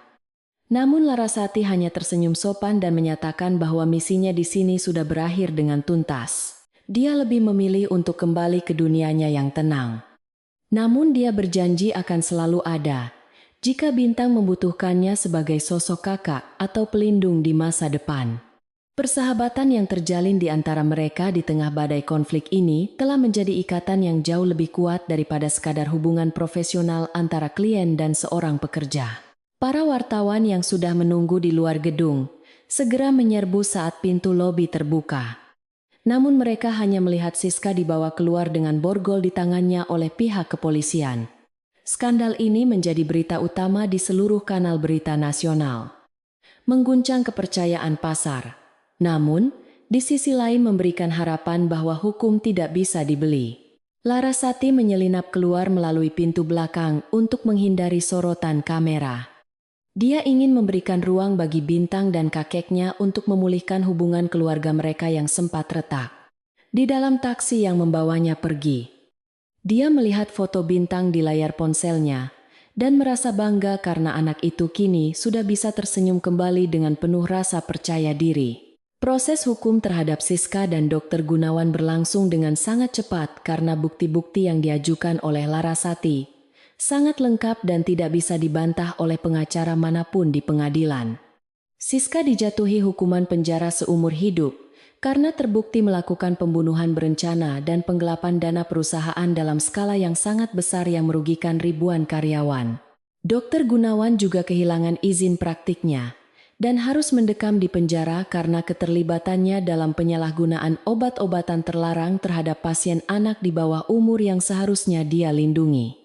Kehancuran karir dan reputasi mereka menjadi pelajaran berharga bagi semua orang tentang pentingnya integritas dalam menjalani kehidupan profesi apapun di dunia ini, tanpa terkecuali bagi siapa saja. Beberapa minggu setelah kejadian itu, suasana di kediaman Adiwangsa mulai berubah, menjadi jauh lebih hangat dan penuh dengan tawa yang selama ini hilang dari rumah besar tersebut. Bintang mulai bersekolah kembali di sekolah internasional dan menunjukkan prestasi yang sangat gemilang di bidang seni lukis yang menjadi sarana ekspresi emosinya yang sangat mendalam. Tuan Budi Adiwangsa juga terlihat lebih sehat. Beliau sering menghabiskan waktu bersama cucunya di taman belakang yang kini ditanami bunga-bunga kesukaan. Mendiang Maya sebagai bentuk penghormatan terakhir. Rumah yang dulunya terasa seperti penjara emas, kini benar-benar menjadi tempat tinggal yang penuh dengan kasih sayang dan kedamaian sejati bagi setiap penghuni yang ada di dalamnya. Larasati memantau perkembangan Bintang dari kejauhan melalui laporan berkala yang dikirimkan oleh asisten pribadi Tuan Budi yang kini telah menjadi teman baiknya dalam melakukan berbagai kegiatan sosial. Dia merasa senang melihat transformasi Bintang dari seorang anak yang cemas dan bisu menjadi seorang remaja yang sangat berani dan memiliki prinsip hidup yang sangat kuat. Meskipun dia tidak lagi berada di sisi Bintang setiap hari. Namun kehadirannya telah meninggalkan jejak permanen dalam proses pembentukan karakter anak tersebut menjadi manusia yang lebih baik. Dia menyadari bahwa setiap pertemuan dalam hidup ini memiliki makna tersendiri yang seringkali tidak kita sadari sampai semua peristiwa besar itu berlalu meninggalkan banyak kenangan. Di kantor barunya yang sederhana namun nyaman, Larasati terus melanjutkan pekerjaannya sebagai konsultan psikologi forensik untuk membantu anak-anak korban kejahatan korporasi yang seringkali tidak mendapatkan keadilan. Dia menggunakan sebagian dari imbalan yang diberikan oleh keluarga Adiwangsa untuk membangun yayasan perlindungan anak yang fokus pada pemulihan trauma akibat kekerasan dalam lingkungan keluarga elit. Pengalamannya menghadapi Siska memberikan wawasan yang sangat luas baginya tentang bagaimana cara menghadapi manipulator tingkat tinggi yang menggunakan kekayaan sebagai tameng untuk melakukan kejahatan secara tersembunyi. Dia menjadi sosok inspiratif bagi banyak wanita muda yang ingin berkarir di bidang keamanan dan hukum dengan mengandalkan kecerdasan strategis sebagai senjata utama dalam setiap pertempuran. Suatu sore, sebuah paket misterius datang ke kantor Larasati, berisi sebuah lukisan indah yang menggambarkan seorang wanita berdiri di atas bukit, sambil memegang tangan seorang anak kecil di bawah cahaya matahari. Di pojok bawah lukisan itu tertulis nama Bintang dengan tulisan tangan yang sangat rapi, menunjukkan bahwa anak itu tidak pernah melupakan sosok pahlawan yang telah menyelamatkan hidupnya.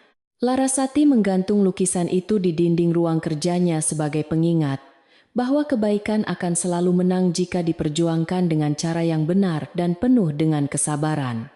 Air mata kebahagiaan menetes di pipinya saat dia menyadari bahwa dia telah berhasil mengubah jalan hidup seseorang ke arah yang jauh lebih baik dan lebih bermartabat di mata dunia. Keluarga Adiwangsa Group kini dikenal sebagai perusahaan yang sangat menjunjung tinggi etika dan tanggung jawab sosial di bawah pengawasan langsung dari Budi Adiwangsa yang dibantu oleh tim profesional baru.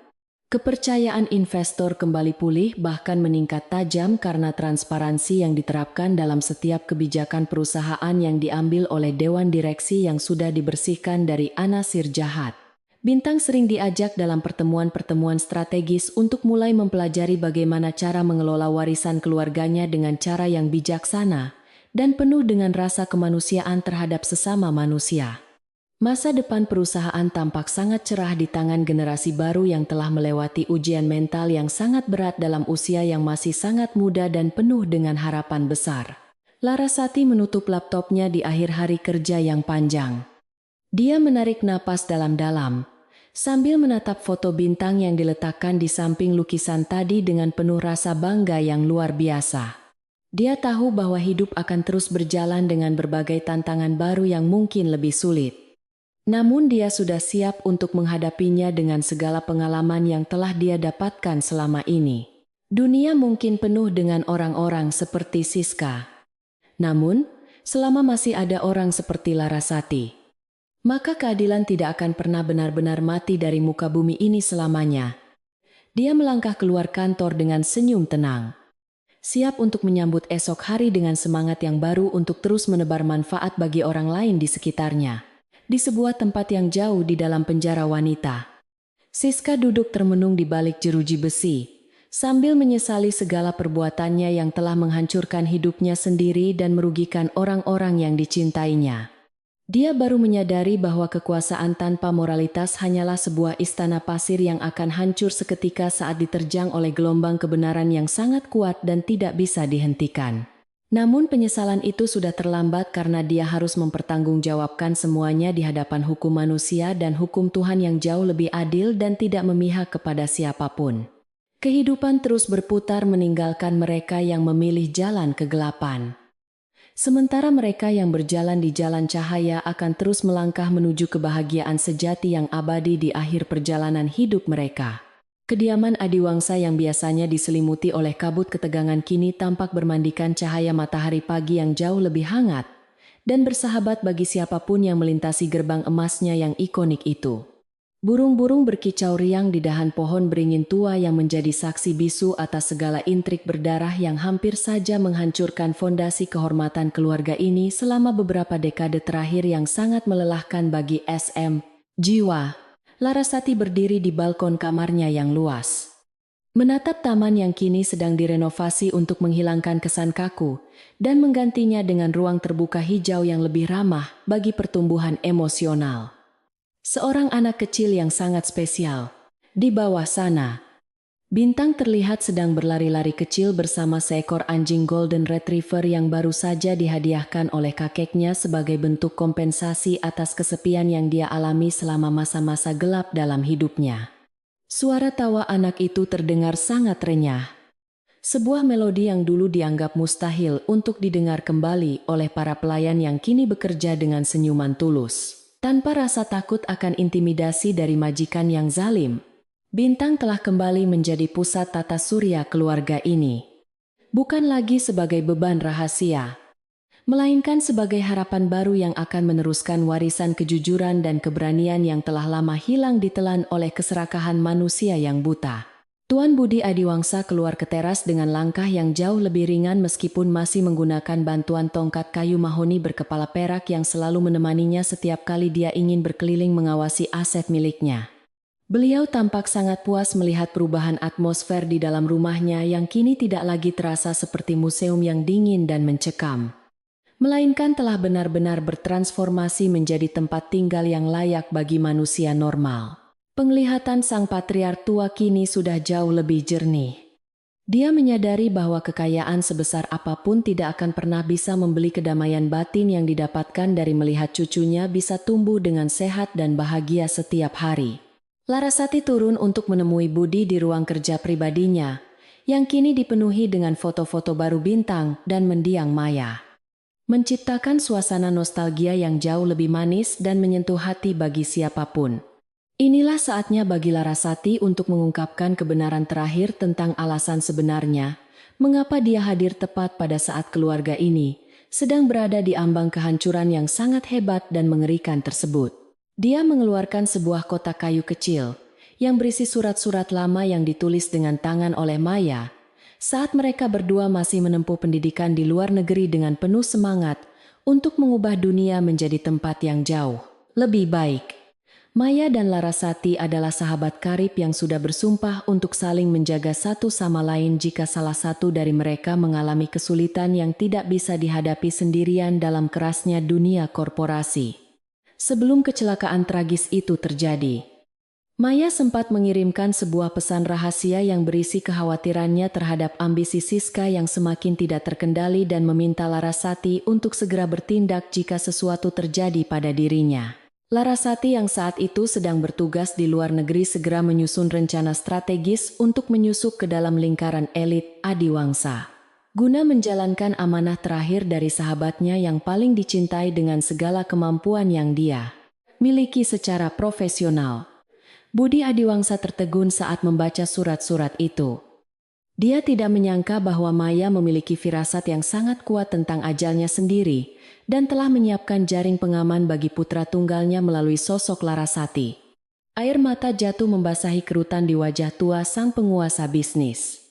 Dia merasa sangat terharu sekaligus malu, karena seorang sahabat justru lebih peka terhadap ancaman di dalam rumah dibandingkan dirinya sendiri sebagai kepala keluarga. Kehadiran Larasati kini bukan lagi dipandang sebagai sebuah kebetulan yang ajaib, melainkan sebagai bentuk manifestasi dari cinta kasih seorang ibu yang melampaui batas kematian demi melindungi harta yang paling berharga di dunia ini. Sementara itu, proses hukum terhadap Siska telah mencapai tahap akhir di mana dia secara resmi dijatuhi hukuman maksimal, tanpa adanya kemungkinan untuk mendapatkan keringanan dalam bentuk apapun dari pihak pengadilan. Hartanya yang didapatkan dari hasil penggelapan telah disita oleh negara dan dikembalikan ke dalam kas perusahaan Adiwangsa Group untuk digunakan sebagai dana beasiswa bagi anak-anak yatim piatu di seluruh pelosok negeri. Siska kini hanya bisa meratapi nasibnya di balik dinding penjara yang dingin. Menyadari bahwa takhta yang dia kejar dengan cara menumpahkan darah dan air mata hanyalah sebuah fata morgana yang membawanya menuju kehancuran total yang sangat memalukan sekali. Struktur organisasi di dalam Adiwangsa Group juga mengalami pembersihan besar-besaran, di mana semua orang yang pernah terlibat dalam jaringan korupsi, Siska segera diberhentikan secara tidak hormat tanpa mendapatkan pesangon sedikit pun. Larasati membantu Budi untuk menyeleksi orang-orang baru yang memiliki integritas tinggi dan visi kemanusiaan yang sejalan dengan nilai-nilai luhur yang dulu sempat ditanamkan oleh mendiang Maya saat dia masih menjabat di perusahaan. Wajah perusahaan yang dulu dikenal sangat kaku dan dingin, kini mulai bertransformasi menjadi jauh lebih inklusif dan transparan. Mendapatkan apresiasi yang sangat tinggi dari masyarakat luas dan para investor global yang menjunjung tinggi etika bisnis modern saat ini. Suatu sore, saat matahari sedang terbenam dengan warna jingga yang sangat indah di ufuk barat, Bintang datang menghampiri Larasati yang sedang duduk santai di gazebo taman, sambil membawa sebuah buku cerita. Dia duduk di pangkuan Larasati dan memanggilnya dengan sebutan ibu sekali lagi. Namun kali ini suaranya terdengar sangat tenang dan penuh dengan kebahagiaan sejati, tanpa ada sedikit pun rasa takut yang membayangi. Larasati menyadari bahwa meskipun dia bukan ibu kandung Bintang, namun ikatan emosional yang terjalin di antara mereka telah melampaui hubungan darah, karena mereka telah bersama-sama melewati badai penderitaan yang sangat hebat dan sangat menyakitkan bagi jiwa yang suci. Meskipun Tuan Budi memohon agar Larasati tetap tinggal selamanya sebagai bagian dari keluarga inti Adiwangsa, Larasati merasa bahwa tugas utamanya sebagai perisai bagi Bintang kini telah selesai dengan sangat sempurna. Dia ingin kembali ke kehidupannya yang bebas, namun dia berjanji akan selalu mengunjungi Bintang setiap akhir pekan, agar komunikasi di antara mereka tetap terjaga dengan sangat baik seperti layaknya keluarga kandung. Larasati tidak ingin Bintang tumbuh dengan bayang-bayang ketergantungan pada sosok pahlawan. Dia ingin anak itu belajar untuk menjadi mandiri dan berani menghadapi tantangan hidup dengan kakinya sendiri di masa depan yang akan datang nanti dengan penuh semangat juang yang tinggi sekali. Persiapan kepindahan Larasati dilakukan dengan sangat tenang tanpa ada drama yang berlebihan, karena semua orang di rumah itu sudah menganggapnya sebagai sosok pelindung yang sangat dihormati dan sangat dicintai setulus hati. Pelayan-pelayan memberikan hadiah kenang-kenangan yang sederhana, namun penuh makna sebagai bentuk terima kasih karena Larasati telah mengembalikan kehangatan ke dalam rumah yang dulu sangat menyeramkan ini bagi setiap penghuninya. Bintang membantu mengepak beberapa barang kecil milik Larasati.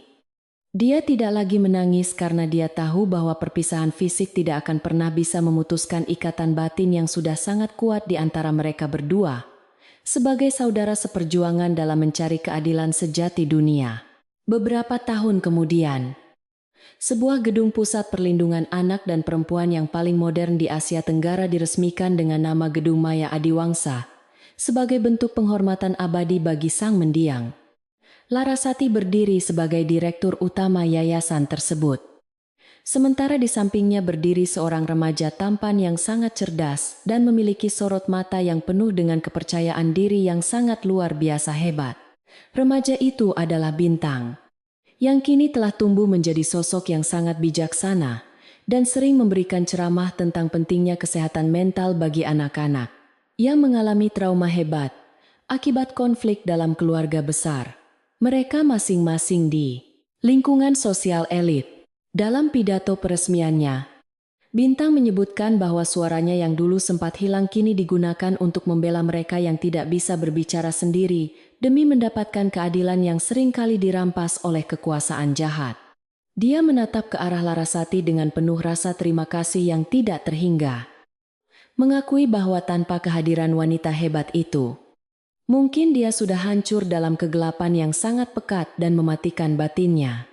Tepuk tangan meriah memenuhi ruangan saat Bintang menyelesaikan pidatonya, menandakan bahwa sebuah generasi baru telah lahir dari puing-puing kehancuran masa lalu untuk membawa perubahan yang sangat positif bagi masa depan bangsa Indonesia yang jauh lebih bermartabat dan penuh dengan cinta kasih sejati. Larasati melihat ke arah langit biru yang cerah.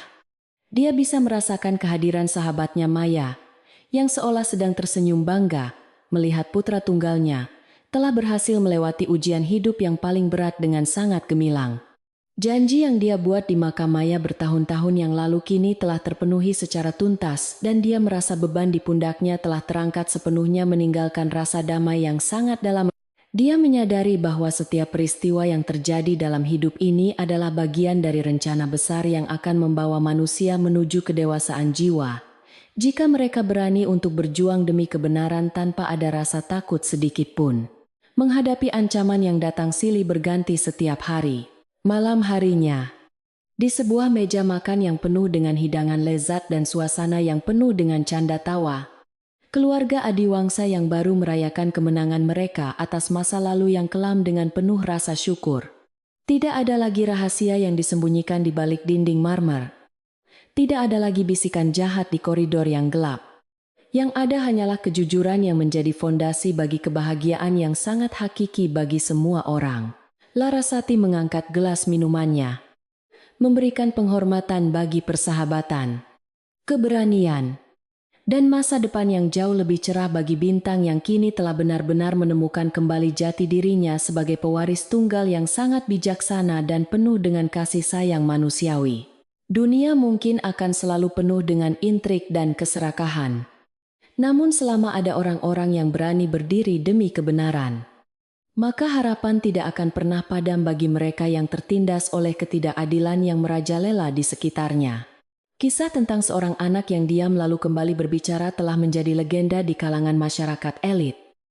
Menjadi peringatan bagi siapapun yang ingin menyalahgunakan kekuasaan untuk kepentingan pribadi yang sempit dan egois. Cahaya keadilan kini bersinar terang di atas kediaman Adiwangsa, mengusir segala kegelapan yang dulu pernah merajai rumah mewah tersebut, dan menggantinya dengan berkah kedamaian yang akan bertahan hingga generasi-generasi mendatang yang akan meneruskan warisan kejayaan keluarga ini dengan penuh rasa hormat. Warisan yang paling berharga ternyata bukanlah tumpukan emas atau deretan perusahaan raksasa, melainkan sebuah integritas moral dan keberanian untuk mengatakan yang benar meskipun seluruh dunia sedang mencoba untuk membungkam suara kita secara paksa dengan berbagai cara.